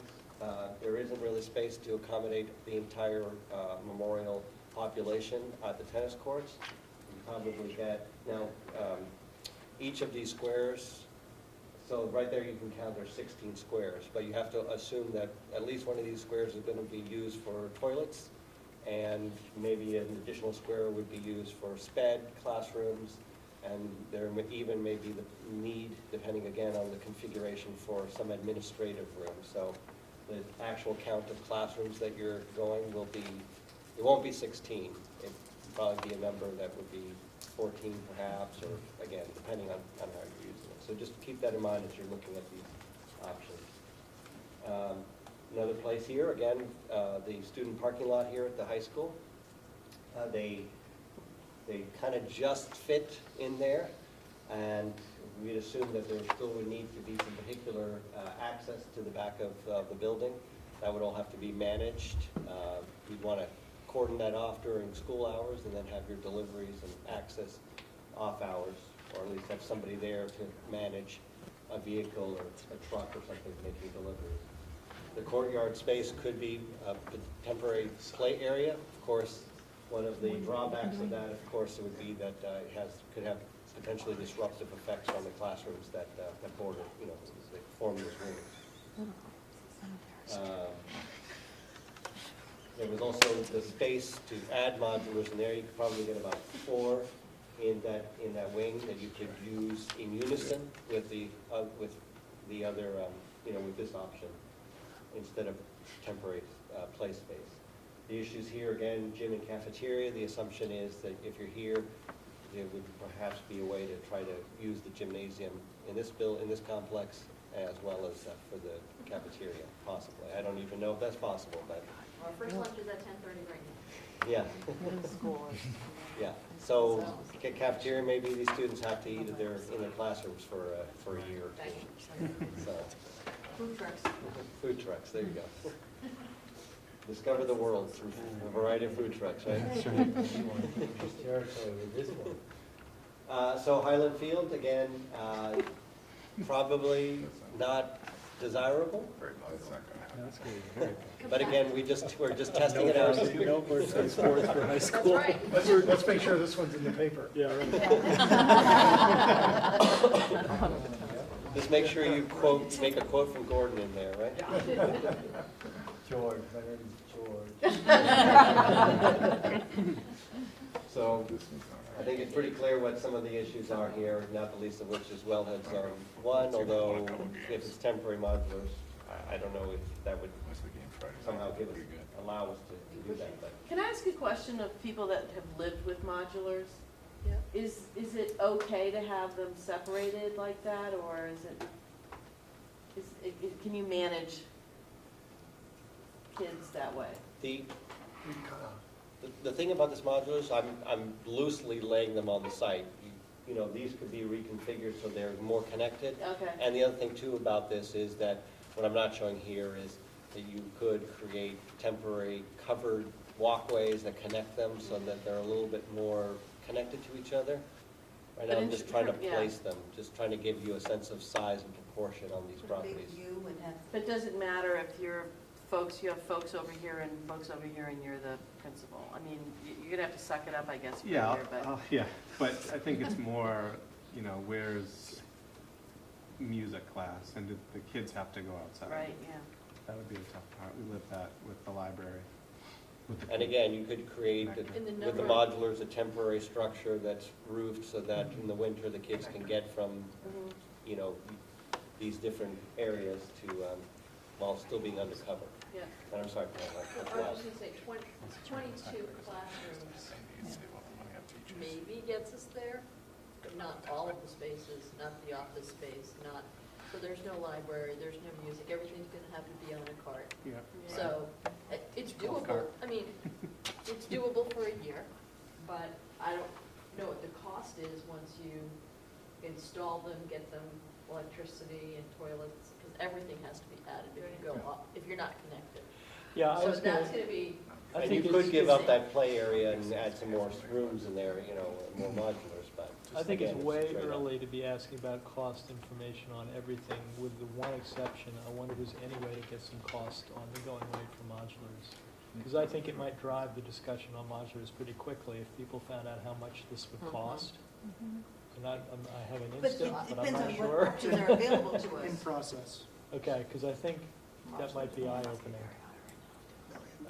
so I have my notes, I just have Too numbers. much for the modular approach? Expenses. I think it'd be very expensive. We do know that in the 30,000 last square feet. 2-3 years, the cost of modulars have gone up notably because of demand.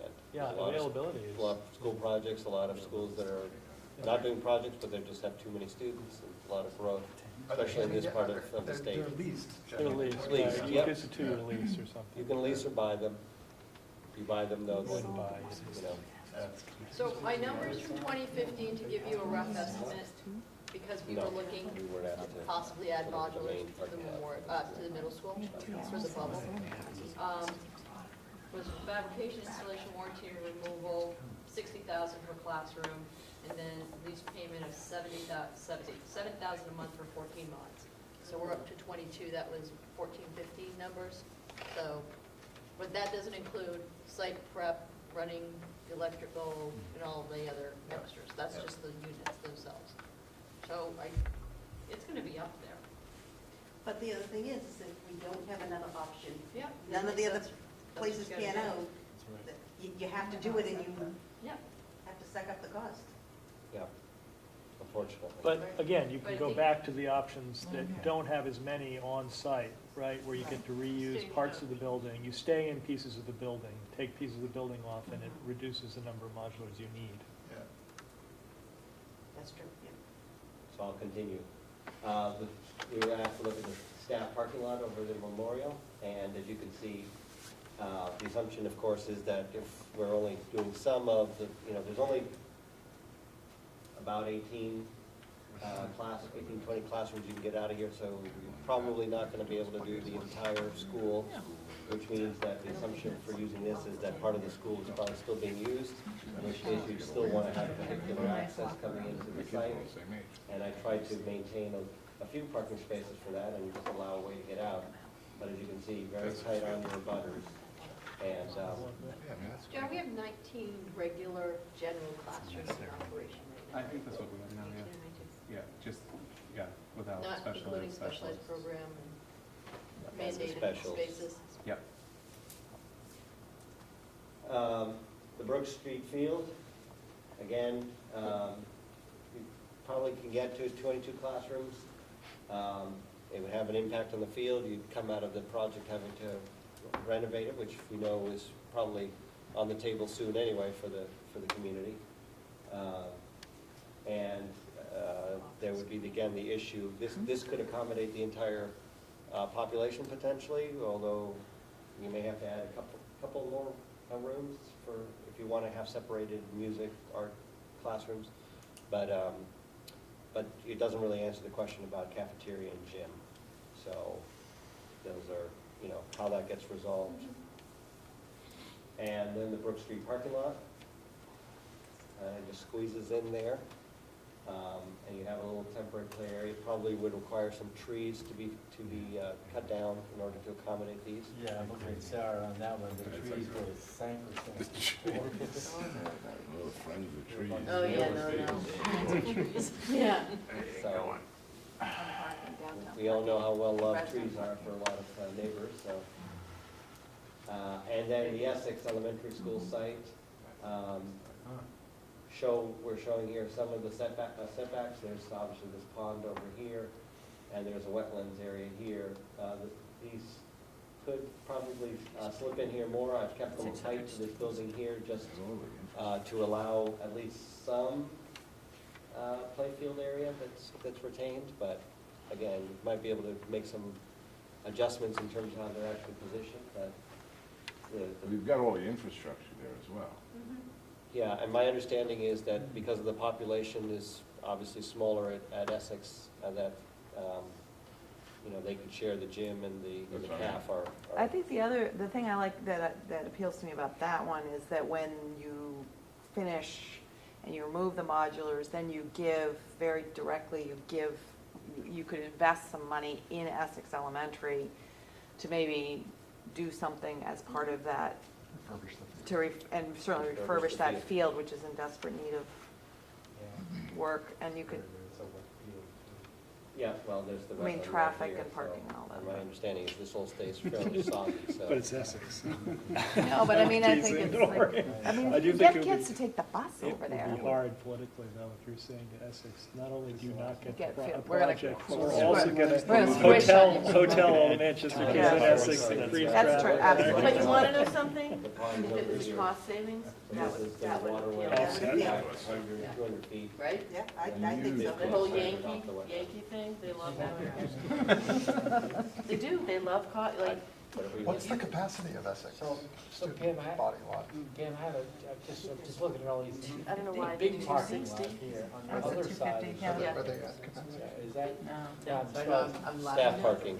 yeah, the staff Staff parking, parking. You could, like, that would take co-locate a a very grade large there, area you to know, accommodate the whole school and So still we're keep it just in here. No, I think situating All some the kids. kids, yeah. Yeah. No, well, Put some of the kids in the I mind. don't think this school can absorb that into the cafeteria and the gym. We are packed as it is. Like, we're running lunches from 10:30 to 12:30, quarter to 1 as it is. We have not enough gym space. In There's this not enough building. art space in this building. We're well, we trying- have that situation everywhere they go, though, wherever they are, they're not gonna be able to absorb. Well, Essex used to be a K-8 building, and I think use of Yeah. space now is very different, just like we talked about all day yesterday. So It was a K-8 you with could do track, more with blending. modules. You could have a, Yeah. John's gonna It say, had we modules. could have a K-1 lunch and a 2-3 lunch that is inclusive of both schools. It's going to be a whole operation. I mean, we're not talking about the operational consequences and what that would look like, but just in terms of, you can blend like age groups, you really aren't gonna send your 5th graders to lunch with your 8th graders. So, and there's just no room, there's no physical capacity. There's more physical space, I think. in So that Essex. I don't sounds know like- what the actual capacity is. Is that your preferred approach, then, the Essex? My preferred approach is George's approach, which is to find swing space out of town. You know, Move real them- building Move them as a as well. unit, keep them together, move it quick and move them back. Mhm. I agree. How likely is that? Me too. We've got 3 leads, 3 more than I thought we would have, Close by? Neighborhood? within 10 miles. Wow. So the logistics on that, that's the tough part, right? That's what everybody's gonna be concerned about. How would that work? I think they're gonna be concerned no matter where you go. If you go to Essex, you're probably about What's the difference some other in that distances, and right? going to Essex? It's probably, yeah. No, I'm saying, with that, I think they'll be concerned about that as well, But regardless. still, Any of these options, I think, is gonna cause come a out great about deal the of same anxiety for parents, because they're gonna be displaced, their routines are going to have to change, and it's not going to feel the same for them. I think it's different for parents, though, feeling that their kid's in Wenham as opposed to in Essex, or as opposed to here in town. You see what I'm saying? No, So I've lived this, No? no. I've lived this You don't think experience, so? and I think in both ways. Yeah. And one is, initially, people are very upset and cannot conceive of it, Mhm. and then you rip the Band-Aid and you move, and they make a new home. The other is, they feel good that you're not leaving town, and it's a daily grind of fire drills, evacuations, can't come to school, banging, fumes. Dust. So you're triaging every single day with the hazards of the site. You know, they left holes, they left pools, so, you know, Language. you're gonna have to smoking. live with it. I really, you know, your opinion is important. So I think one is an everyday discomfort for 1 to 2 years, maybe longer, and the other is a rip the Band-Aid, go, try to make them happy in their new place. And Pam, most of the parents I talked to at open house, when I was handing out the flyers at Memorial, the one question they all asked, how's it gonna affect me, how's it gonna affect my kid while it's going on? So no one asked about the money, when it's gonna, they just wanna know, so that's what they're really concerned about. So I think that if it's one and done, get them in and out quickly, I think they would be happier. rip the band, like you're saying, rip the Band-Aid off and just get it done with. You could get a better quality project too. Yeah. You know, for the contractors to not have to do things in phased fashion where something's finishing up a year later.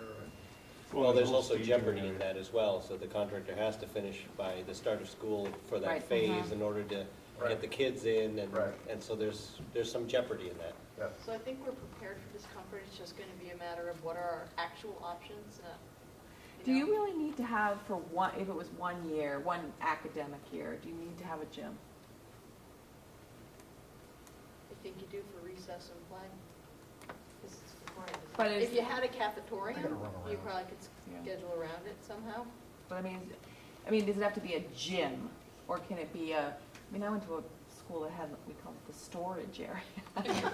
It was like this long. How long did it take you to walk It was an there? old Honeywell factory, and it had a big open space. We used to go there for recess. It was an old Honeywell factory.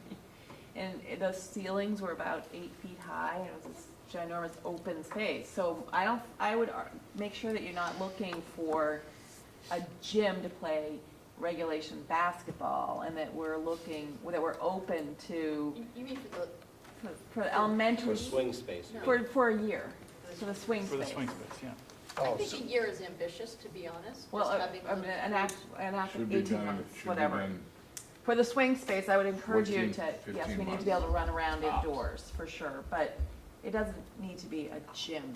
Doesn't it? It doesn't, Yeah, I mean, it doesn't, it can be a open space or several open, as you I think we seek have space. some obligation to ensure it's a school environment and to make sure Oh, of you know, course. it meets code. So whether or not it has a gym, I think is negligible. But we're gonna have to have access to either cafeteria, or we're gonna have to find a way to Right, or share create meals, all those things. eating We space, can- we run can work around through space, those. yeah. We can work through those. How about the economics of that? That's what A I'm building versus the. flying blind. I have no idea, and it'll have to be a negotiation. So we're looking at, three possibilities that have been mentioned without any confirmations. We don't even know if they want to rent to us. So we're going through the red tape of getting to the right person who has the power to make that decision.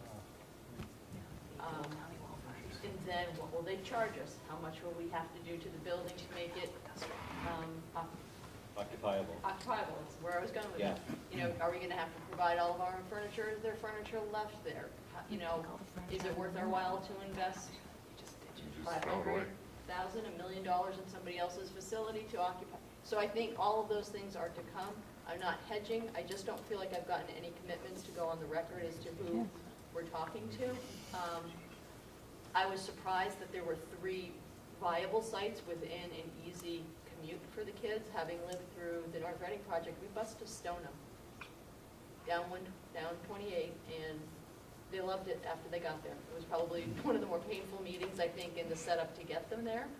But once they went there, they made a home, they were with their principal and their teachers, it took over, and they were there for 2 years.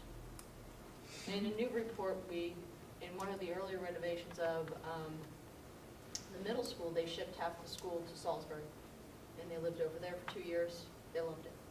You know, they create a culture there. So I think if we have the opportunity to do it, I think we can probably give enough examples to calm the waters, but just know we're gonna have to go. Is there a possibility of splitting 3, 4, 5 and pre-K 1, 2 or whatever it is? I think, so some of the places have more space than the others on paper, so I think that's one of the questions. If they can only accommodate 290 students, do you keep pre-K, K at Essex? Right. And have the older kids bus. So I think all of those things are to come. You're telling me we just need to kind of know what our options are, not necessarily have something locked down. So we account for the possibilities. For the purpose of the PDP, it's just to identify that there is a possible path. As we develop it into the next report, the PSRs, then we'll get some more information, but for the PSR, that's when you're going to tell the MSBA that this is what our preferred option is. Of the options we've looked at, this is our preferred option. And at that point, if one of the options assumes a clean site, they're going to want to know that you have a path to a swing space. So I'm hoping in the next couple of weeks to get some narrowing down and whether or not it's actually something we could sit down and negotiate with people about.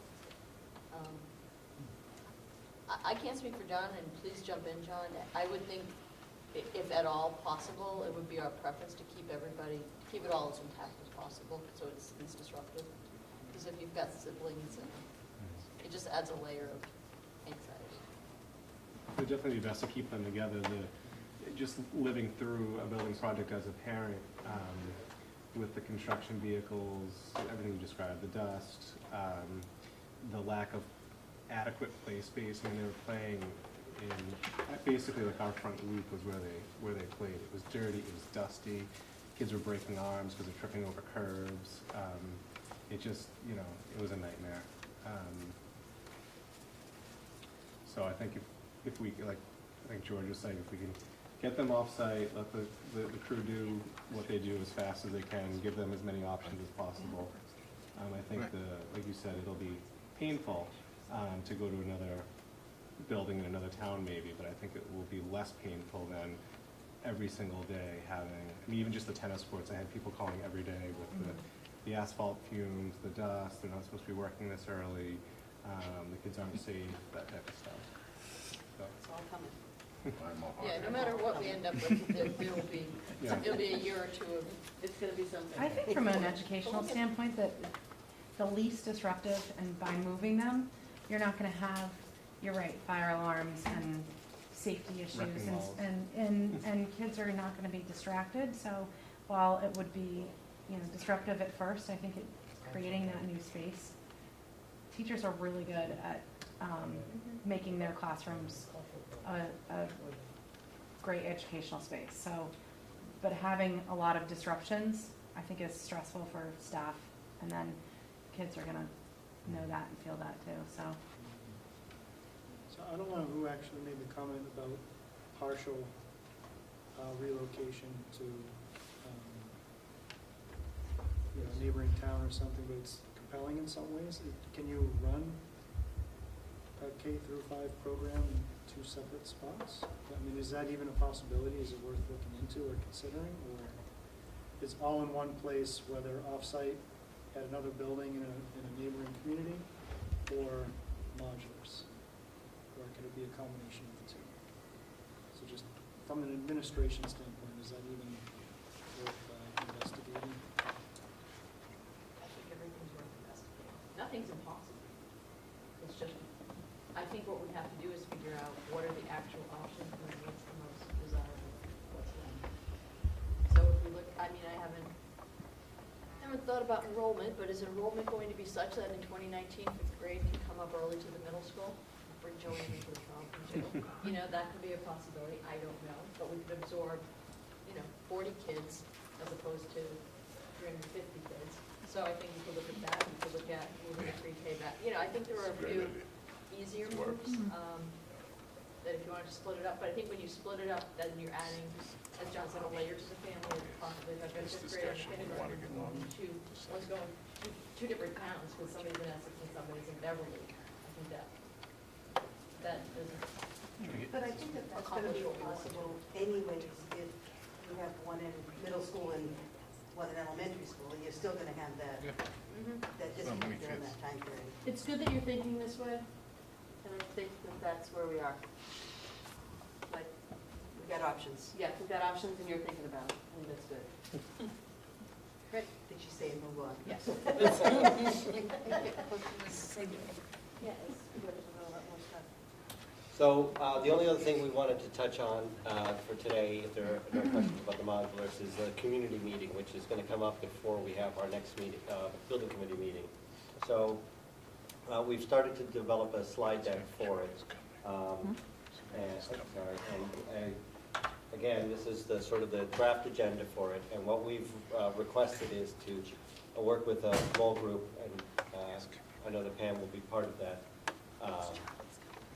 to just make sure that we are approaching the community in the right way. So a couple of things right off the bat that we recommend as far as the community meeting is that I think each of us, Doran Whittier, JCJ, and the district will all have a role to play in that community meeting, but that it really should be emceed by the district. This is your community, and I think it's the best to sort of be the ones to introduce the community meeting, to act as, to start the conversation, and then to bring each of us in at different points of the community meeting. So my hope is that tomorrow or the next day I should be able to send out a draft of the presentation for review. I actually have it here on my screen, once we get past the introductions, we'll make a description in terms of the organization of the project, just a little primer on the MSBA project process, reminding the community that this is a grant program, so that there is nothing that's owed the district by right, that they're going to participate based on their own rules for the process, and all in terms of also our relationships and how we'll all work. We're going to talk about the org chart for that and what each of our roles will be for that. We'll go through, share some slides of the existing building and talk about the deficiencies in the building. We have some good pictures. We may be able to get some more for that, but we actually have a pretty good group of pictures that we can share that will really bring home the point. And I believe that there was also a plan to allow the community to walk through the building for each of the community meetings, I believe as well. You want to do post-meeting I tours? think after, and I think we should be strategic about just a few places that we should show kind of the more egregious. So we should decide what that is. But I don't think we need to do a full tour of the whole building. I think we should just need to kind of, Samples. yeah. Yep. I don't want people going in the basement, down the steps, get that.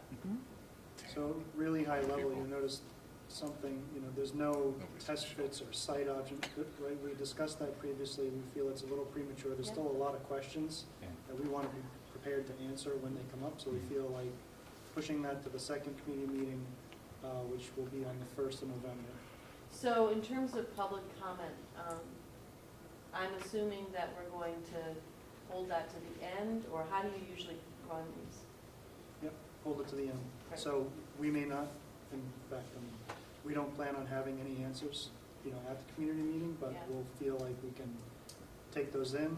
It's a forum for them to share them amongst the community and plan a response, and then plan how we can distribute those responses to the community.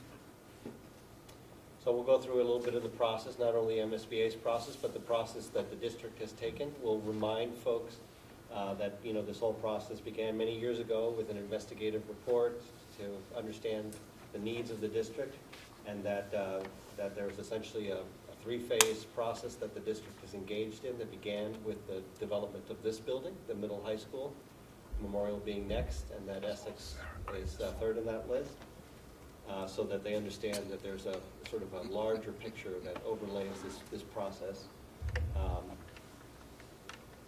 We will also then talk about the schedule, and I do have a simplified schedule. Andy, I know that you had requested, and I'll show it to you afterwards. We'll share, as I said, we're going to pass it around, but it's essentially a simplified schedule that will allow them to understand it more easily, quicker. And we'll talk about the budget.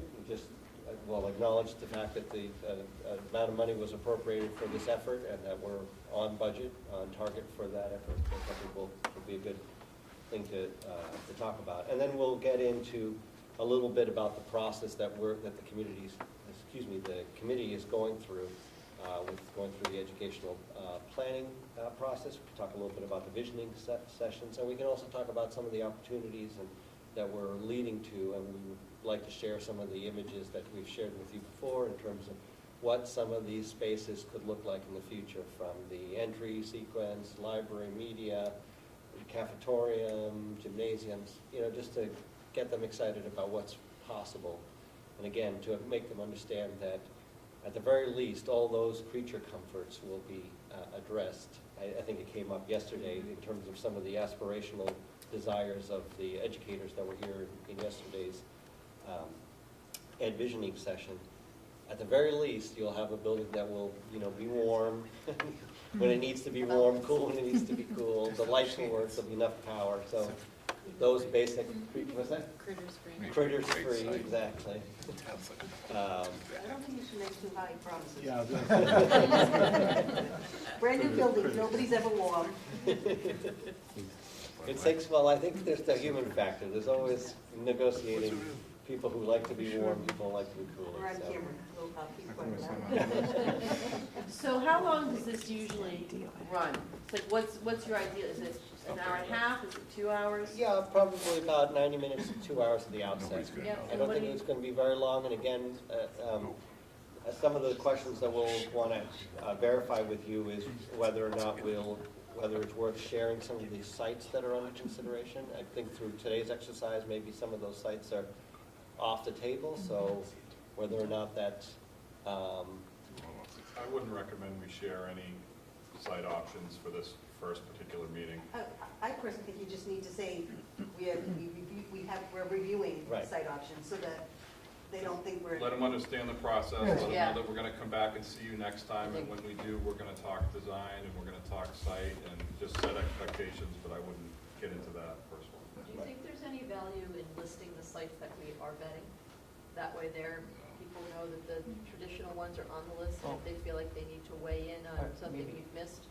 Another flavor of that, I mean, if we're explaining the process, I think you do need to explain MSPDP process, you need to look at existing locations, you need to explain that you've looked at other locations, so we need to tell people that we'll be doing that. Right. And we can say, we have a list of locations we've looked at in the past, we'll be looking at items that, are within the control. You probably, certain sites you've probably heard of, I'm sure it couldn't hurt to even say people talk about Sweeney all the time, of course, we're gonna look at that. Just to give a couple flavors, but I don't think we wanna be getting into any of the pictures at this level. Bullets. Bullets. So, Because my major concern is that and what we talked about yesterday, is our turnaround time is so quick that if we come, it's kind of like having the budget hearing and having the vote right away. If we come with a list of sites, they're vetted, and this is where we're going, I don't think it feels good for people. We learned that 1 year. So if we're going to be kind of pulling up and making decisions and sharing our decision-making at the next one, a preview may be helpful, but, open for discussion. so can I just, I think that we have two community meetings very close to each other. Manchester's a town meeting in between those two, correct? Yeah. Or right around, 16th, Yeah, whatever. late October. And I think that realistically, very few people are gonna come to both meetings. And this is largely a process outline that you've done here. And I think to Caroline's earlier point, people who have parents wanna know, where's it gonna be, how's it gonna affect my kid, when's it gonna be done? The people who are gonna pay for it, which is everybody wants to know roughly how much it's gonna cost, which we of course can't answer right now. When's it gonna happen? People who are neighbors wanna know, how's it gonna affect me? Are you gonna build next to me or not? And, We So can't that answer any is of a- those questions. What? We can't answer any of those questions, yeah, we other than can't to answer, say, we're thinking about we're them. thinking about, we're working on this as process, but I feel like it leaves people a little empty to say, yeah, there's a process, and we're following the process, and, it's important. And then the people who come to that meeting, if there are left, I'm being just devil's advocate here, they leave it a little empty, they're not gonna come back to the next one, and then the people who come to the next one haven't heard. You can't assume that people What come. if you? Yeah, and so the other thing is, I would argue that, I'd be willing to make a motion right now that we've ruled out other sites. I think we're at the Memorial site, and I think there's nothing wrong with saying it. And the danger of saying, oh, we're still looking at sites, is that people still think that putting a school at Brook Street Field might make sense, or whatever their pet site is. To me, the site thing, maybe it's gonna spend. But then the whole discussion It's that like- night's gonna be about that, right? 'Cause No. Not necessarily, we've I got- think you We've said. got the site, they've got nothing to say about it now. sure they will. No, they can say whatever they But want, they- it's already, No, but Why they're not get them to gonna say wanna it now? engage on that. decision's over. That's Or the to danger of say- it. I'm not saying that it's not a bad idea, because I agree with But Pam what, that we're gonna engage. you have to I think, bring some of the info, so they feel like they're not empty. So No, then you have can it. say, But we here's consider why. this, we consider this, we consider this, you I show think them if this you paper do right that here. and you haven't had, if I were a community member and I didn't have a chance to come to a meeting where that was gonna be discussed and get to weigh in Well, or then- get my questions answered, So then have it, so there's something I would be substantive. very annoyed. It is, Right. it is a community outreach process. Yeah. And the end goal is to make sure that everybody's on board with the funding of it. Yes. Yeah. It's to make sure that 67% or whatever the number Yeah. we need is on board. Yeah.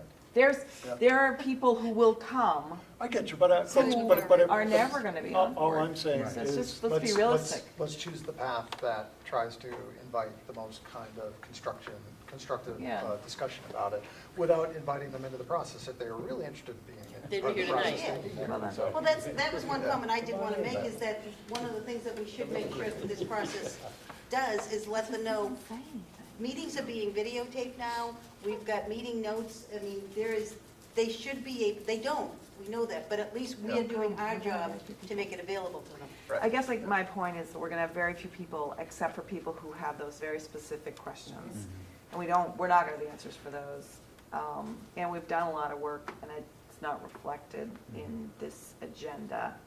So, and I think it's gonna feel very fast unless we say, here's that work we've already done. And kind of like Pam's analogy, rip the Band-Aid off and say we're doing it personally. We just I have to just- know, though, that I think the majority of the discussion's gonna be about that. I Let think it that's where happen. that. But we're That's not what having that's I mean, gonna the go. thing is, this is not like, It's not a hey, what do you debate. think? No. No, this is a process, we're presenting information, and at the end, Information. we'll have some public comment. Right. But we're gonna be moving along through some meaty discussions. And I don't wanna get into an this is not like, Okay. what do you think? It is more like, How do you stop that though? Here's how things The happen. inevitable question is where's it gonna go? Right. I think, right, and I think. Why isn't it gonna go at Sweeney Just tell Park? 'em. Why is it gonna go this way? Are you looking at Sweeney Park? What are you gonna say? We did look at that, and we found that there wasn't enough buildable space. Right, but so you right. need to So say you're gonna have to that. say that Her for four point is different, say it Say there. that? you have to say that for all the different Absolutely. sites, that's what I Yes, I think we have to A summary. know Look that at- that's gonna happen. It could be a high It's level fair to summary. the public to say, these are the sites we're vetting, and community meeting two will give you the analysis and where we land. Yeah, For example, Andy's Because calendar option is gonna show what the calendar is. And Right. you're right, people may not wanna come, but at least we can say, here's your first outreach, here's what the process looks like, here's where we'll be finalizing some of those decisions, if that's important to you, come to those conversations. Yeah. We are looking at all the sites that you would expect us to be looking at. Some of that work has been done already, but we're not prepared to go into that in detail now, but you can go look at the meeting minutes that are already available for some conversation. Do you think that's, I'm asking. No, I guess I feel that people, it's fine to say, we've looked at these, I mean, Yeah. I guess, let me ask a different question. Do people think that there is a legitimate other site besides the memorial site, based on what we've heard tonight, or what people think or believe? And if so, let's chase it down and rule it in or out. But and then I'll tell you my opinion, the answer is no. So if we've crossed that bridge, let's cross it, get done with it, and move on, or get additional information so we can do that. Because I think that's something we can check off the list. I think the public vetting is where we might hear other ideas that this group may not come up with, and they may be valid ideas, and they may be completely as ridiculous as some of the ideas that were up on this board. But my fear is that if we don't create an outlet for people to put those ideas on the table and to be heard, we'll be in a situation where there becomes the subversive Facebook campaign that we're then chasing down and all worried about later on. So then let's Let's get present on the it. evidence. So can't you present the ones that we've already said no to? Or the, And then that part of the meeting, people can say, oh, well, what about, the Weld's backyard? I mean, or I the, don't have a backyard. or the Something wetlands that- line yes. isn't there. I just had an A&R done on that piece of property, not an A&R, ANRAD done on that piece of property. And the wetlands maps are wrong because I know that, and that's legitimate input. But to leave it as a blank slate, you have people say, there's a flat piece of property hither or yon. We need to go do that. I mean, I don't know, I just think that otherwise you say it's a process, and you're gonna have to come back to another meeting to do that. What additional what additional information are we gonna have at the next meeting to talk about that Well, I issue? think you guys are gonna take them through kind of, you can do a chart of, these were the asked and answered questions, this is how these got rolled out, and this is why. Okay, well, then this that's is not rolled on in. there. I don't think there's For the enough time second on meeting. this agenda to dedicate that block on next Wednesday. The thing is, do you want to get into the weeds of site in this meeting, or do you want to just say, we'll talk I about that feel in like the the next two meeting? meetings are so close together that you're gonna have the same, almost different people at the audience, and it's a you wanna have the same meeting almost twice. I don't want to have the same meeting twice. I think we should report on where we are and what Yeah. we've done. And site selection is one of the things that we've done and discussed. And, you know, we're Why happy to not? talk to you about it offline or, Yeah. you know, ask a question at our next meeting. We have an agenda that we're going to present at the community meeting, and that's what we want to go through. I mean, if you wanted to talk about them in bullet form without graphics, you know, that I could understand, but the next presentation, meeting number 2, is gonna look just like what you saw tonight, only with pros and cons that are gonna be fully vetted by the design team, so that when they say, why didn't you look at this? We say, oh, well, we did, and it's, you know, wetland buffer zone, or you can't build, whatever the reasons are, you have to have that vetted, and this first meeting is Wednesday night. Yep. So, they're not, I don't think they're ready for that. Yeah. I don't think we're all, as a group, ready for that. And so what I'm saying is, if you talk about the process, and you're letting them know that we are gonna talk to you about this, we are gonna explain it. Right now, we got 8 potential sites, and you can list them by name. I wouldn't get into graphics, because inevitably, you're gonna get, why not? Can you Right. explain how we're not ready? And I think what Sarah's saying is, maybe we are ready, because Memorial's the obvious only site. So in your mind, why are we not ready? I don't think we have To any fully potential vet sites. each site, to vet each site, to understand all the issues with each one of them. Like, we just, this is the first time we've shown it to you guys, there may be other issues that we haven't even. Well, I guess I feel like we don't have I don't think that some of those are potential sites. Yeah, but isn't it our job to make sure that we do the vetting? Because although I understand you wholeheartedly believe that this is the only place to do it, if we don't do our due diligence, then people are gonna go, they didn't really do their job, they only talked about it one night. That's my only concern about not letting them do their job and presenting it on the 1st of November, which is when they're planning on presenting it. I think it's a fair statement. I think in most other towns, we would see some actual viable other sites that just, they're so obviously not sites, but I'm not saying I disagree. I'm just We gotta saying, do the work. Yep. Andy, the only reason we know that is because we saw that presentation tonight, fully developed with right. discussion. Right. We're not gonna have that opportunity next week. Well, and actually, Some of us So, were looking at I like the idea of the bulletins, we're working, considering in the next one. It's the teaser for the next one, frankly, fully vetted But why you're and why not. assuming that there's gonna be overlap, that people are gonna come to both meetings. I guess my assumption is that What are you people gonna won't. do? that people- I think the parent population will come after the sense that I got of being over there and who was at Essex. And I think they're gonna be there. And the thing is, if they don't, It's a then, maybe, you know, we can't force them either. But they'll And we never can also say. But- use social but- media to put the videos out, to have a running record of what the conversation is, what the inputs are, how we handle the information. I mean, I get it, we all want to cut to the chase and just get moving, but Change and get dressed. I feel like we have a lot of collective knowledge and years of thinking about this and a whole other project under your belt for some of you, so it's immediate, but I think we've got, I mean, parents are just changing too. We've got a lot of new people in the system who, this is all new for them. They don't even know maybe where some of these sites are because they're just new to town. So taking it slow for them, kind of treating it like a teacher. It's like 3 education sessions about the process, how we do business, how we arrive at decisions. It can be painful, but I think it's important to do so we don't, out of the gate, get a competitive group trying to take us to I think that I agree with the teaser, because I think your attendance is gonna be a lot higher at the second, depending on who comes to the first. So if you don't give them all the information in the first, you'll have a higher attendance the second one, because of those players that came to the first and said, hey, this is what's going on, let's go see Okay. our options. The bullet idea is a good one, I think, too, where you do give them some info. The only thing is, I also agree, it shouldn't be 8, because there really aren't There 8 aren't sites. So, Right. so they have to be distilled more. 8 is unrealistic. Take the And- parking lot and the Highland Field. Right, I mean, right. Like, The parking lot and- was input from the and town. Brook Street, I think we should keep it on the No. list. Non-starter. No, that's right. Yeah, Carolyn's backyard, we had added. Number 9. Yeah, Number keep 9. those Ledge. representatives. who? Okay, that is, I think, whatever. Anyway. It came out of a conversation. I think it's a process. We're vetting 8. Even though we believe we've already crossed some off, Okay.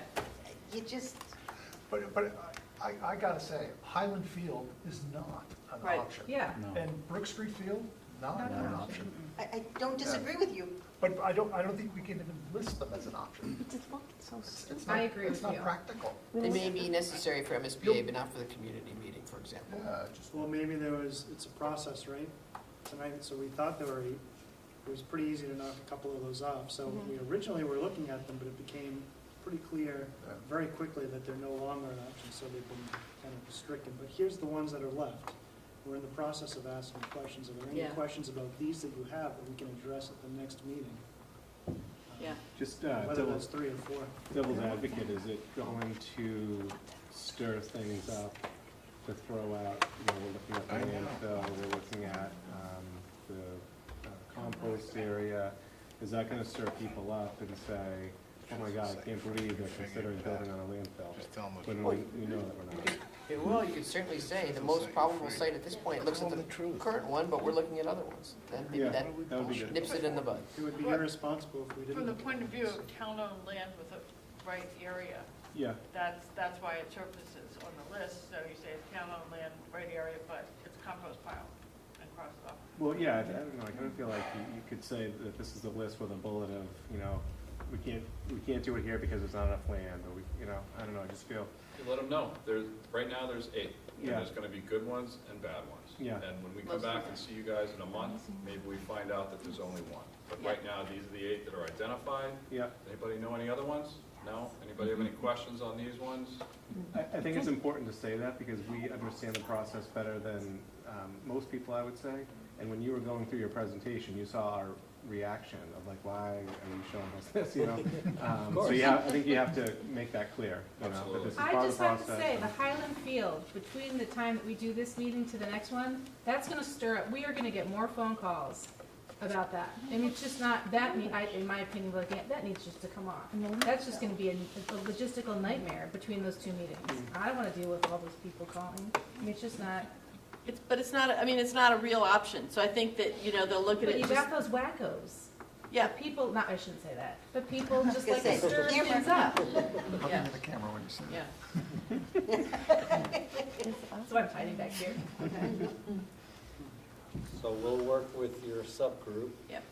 to finalize the presentation for the community meeting and what does get shown, whether it's a list like this, and maybe the Highland Field comes off of it, or others, and then whatever the list is, that would also include the memorial site, it's not on here, of course. Right. And then at the next slide would be this list with certain ones grayed out that said, already determined to be non-viable, so here's what's left. So a couple comments I would have is one, it says identified sites. I think you might want to put alternate sites or something so that they don't think that the Memorial School area is out of there. And then the only other thing is, because we feel that the Highland and Brookfields may cause controversy, put them at the bottom of the list so that in their mind, they think they're on a low priority to us already, type of thing. That Just would in be, terms of their ordering. yeah. Yeah. Yeah, what's wrong with saying Brook Street Field is ruled out Why because can't we, of cost? Why can't we do, Strike it. strike out Strike, yeah. text? Why do it? Why show them? Yeah. I don't like those, I don't, Sense Why? for it. If it's a non-starter for everybody in the group Government. right now, then I would say, let's just make that decision and take it off. Yeah. So Brook Street Field and Highlands, I think are the, Highland We're we can't do saying- because we're well We don't zoned. even need to list the sites, we're saying, we're gonna look at the site options. Seems like, I would say, seems like Memorial School is a far and away leading candidate for many reasons. We're gonna go into those reasons in the next meeting, once the committee has fully vetted it, but at this point, that's where it's leaning. Great. Don't have time to get into all of Yes. this tonight. Great, that's Stay- Please bingo, come to right the there. next meeting Whatever so you you can just hear said. more detail. Yeah. Just It's make not it gonna be say it. that easy. Yeah. I No, don't think it's gonna be that easy. Nope, Let's try we it. should not have an opinion. It's not gonna be easy. We should not To have an contain opinion it. at this meeting. I remember after this school being built, standing in football fields, multiple people yelling and said, I can't believe they didn't pick blah, blah, blah site. And no matter which direction, how we say it, we're gonna, that's the next year and a half. Right. So we can try to mitigate it as much as possible, but we're not gonna get away from it. No matter what we do, it's gonna be a roller coaster of unhappy people. And I on think this both first sides. meeting should say that we are still in the vetting process. But it's looking like Memorial is the better, is the best choice, okay? We gotta move on. What else? That's it for us today. And I'm sorry, I'm back into the slide presentation, but thank you. That's as fast as we should go. I know George would be happy if we were going the speed. Right there. Right, don't forget, it's not important. Oh, sorry, there you go. Tyler, Lee. what do you think of building this? Build this, you started in January, done by September. Just over the winter. Oh, in particular. Just shake it off. Clean site? Well, you gotta take the whole day off. You go a month for demo. Okay. Next meetings, we have the theater meeting number 1 next Wednesday, and the next building committee meeting will be on October 10th. Yeah, maybe you're right. The second Almost though. ed programming workshop will be on October 23rd. Fall town meeting, by the way, is October 16th. Say again? Fall town meeting is October 16th for Manchester, by the way, October 16th. Manchester, yeah. since You it guys was mentioned. build bigger buildings at GDA over the summer. Steve, when's the Square subgroup foot meeting wise. before the town meeting? Figured that out. That you mean before the community meeting? I'm sorry, Jeff, Oh, Friday. Friday? And who's going to that? Well, it's gonna be by phone. Okay. So, the community meeting is at Memorial School, right? And where, in what room? Do we need to confirm that now, or Is it in the auditorium or is it in the gym? steering group? Can't be in it. I did the auditorium. Auditorium, Great. Any flashlight? Yeah, really. There's a community meeting in the auditorium. Okay. Are we sure things are gonna be working? Perfect. Fine. John, Maybe can we better have not. a reliable Yeah. presentation in that room? Oh, look, nothing works. It's a candle. It's been okay for I me can't already. get into Something the might lights fall will off the stay on. ceiling. That's what I was just asking. All right. Yeah. Any other yeah. topics? Probably serves its Within the purpose past well. 48 Yeah, hours? exactly. Anything else, anyone? No, I think we have this. Okay. Any public Oh. comment? Can I just, Yes, go ahead. so there are other sites, just shoot me now, right? So, but there, we need criteria if you're gonna have this charade. Charade. So, of the site thing, and I think you're gonna be much tighter if you say what they are, what those criteria are. Does it fit? Is it politically viable? Is it cost effective? Is it, so, is it, what? So many acres. So many acres, so Yeah. size, and does it Parameters. What are the fit? And I parameters? think that, we don't need to go into the lengthy thing that was done Yeah. before, but there are other sites that if you wanna, that are that make a heck of a lot more sense than Highland Field. The 80 acres off Pine Street, which would cost, $8 million to develop, Yeah. but at least it's open land. Yeah. So, So what- so my proposal would be that you simply reference the prior work that we looked at, and you can all look at it on this chart, and simply say, other sites, that we looked at the list of sites that was done for the high school, because otherwise people people know the town, and they will say, well, what about the unknown land off Pine Street, or the town has come up with a long list of places for affordable housing. Right. That's a list of properties as well. many of which are, yeah. So I think to reference it, and I think that in terms of that other stuff, if you have criteria that you're implicit in your I know things there. we can develop a slide that discusses this, but for the purposes of the discussion here, what we did is we took this list, Right. we excluded the Essex properties, and we excluded properties that were private. So only properties that were in control of the town that we are aware of, which the only ones we're aware of are the ones on this list that are in the control of the town.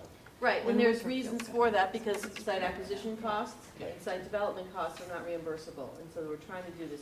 And it can't be an But I Essex. think the other Pardon? one that's And gonna it come can't up be an is Essex. Winthrop Field. Nobody wants to build. Right, but also, I mean, we have to do this now, escalation costs or whatever, I mean, that's all part of these parameters. So maybe we have a slide on what the parameters are, what are Right, the so I think you guidelines? need criteria. The other Yeah. one is that's going to come up is Winthrop Field. Yes, yeah, and we know that that's, So you have, so one of the criteria is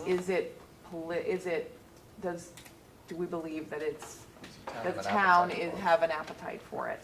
And I think, Which is Winthrop Field? Is that a private or owned by the? no, it's owned by the town. It's But it beautiful. was not on this It's a list. perfect site, but it will not fly.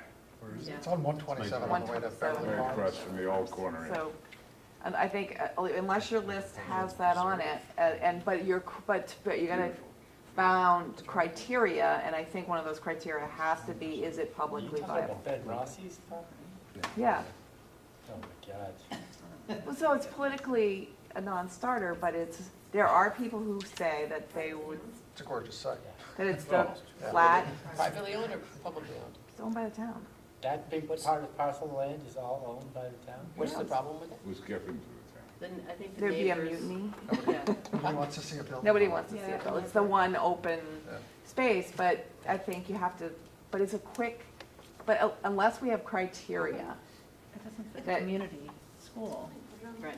so distance from the town center or whatever. If we're not gonna fit it, why don't we do another Okay, so we're gonna have a slide on the parameters for the Parameters is a good driving, idea. yeah, and then we'll refer to the So site. one thing that would be helpful would be just to, first of all, make sure I understand where the property is, and then also, what is the parameter that is? Well, if you look at the slides that I put together, we had a list of environment, cost, community acceptability. So Highland Field, I think, would fall into the community acceptability, rule it out category, as well as Zone 1 and other things. But I think you have to, Oh, it wasn't even in your previous study before. that's right, because it was It's not just a no, it was- allowed for a high school. But as an elementary school, that's the politics are different. The legal issues are different. Deed of gift states, you couldn't go on. Now I can keep this going, but something, it strikes me that if you guys, you're the experts in this process, and how it works.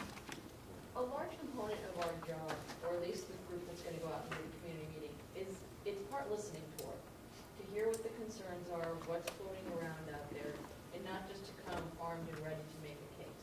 Am I wrong in that? No, not at all. I mean, in my experience, this I'm first sending it to you. meeting is not about any Snail detail. mail.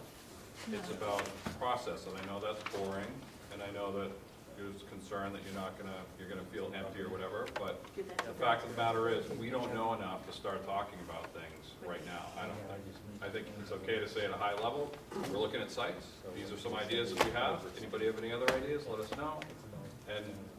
But the more detail you get into, the more issues I think are gonna come out of that first meeting. The Yes. second meeting, we've had more opportunity to sit down and speak with you, to vet these things, and then to be able to make a legitimate case as to why, yeah, we started with 8 and we crossed off 7 because X, Y, and Z. And then you have more fact and more data, and that's just my own personal opinion. And you've done how many of these? Well, that's what we're hiring you for. Okay. Yeah, and I Sounds think the ones that are going off track, they're fighting about site in the end, because they didn't fight about site in the beginning. So I think we're better off to air it out, vet it, go through the discomfort, but then be moving ahead with something that it's at least passed through a process. But Instead of keep it meeting coming one. after we think we have a site, and then we have a groundswell of people who campaign against it. but keep meeting one as informational. Information. And then build momentum, have meeting two with the meat and potatoes more. Okay, Sounds good. motion to adjourn? So moved. Second? Second. All those in favor? Aye.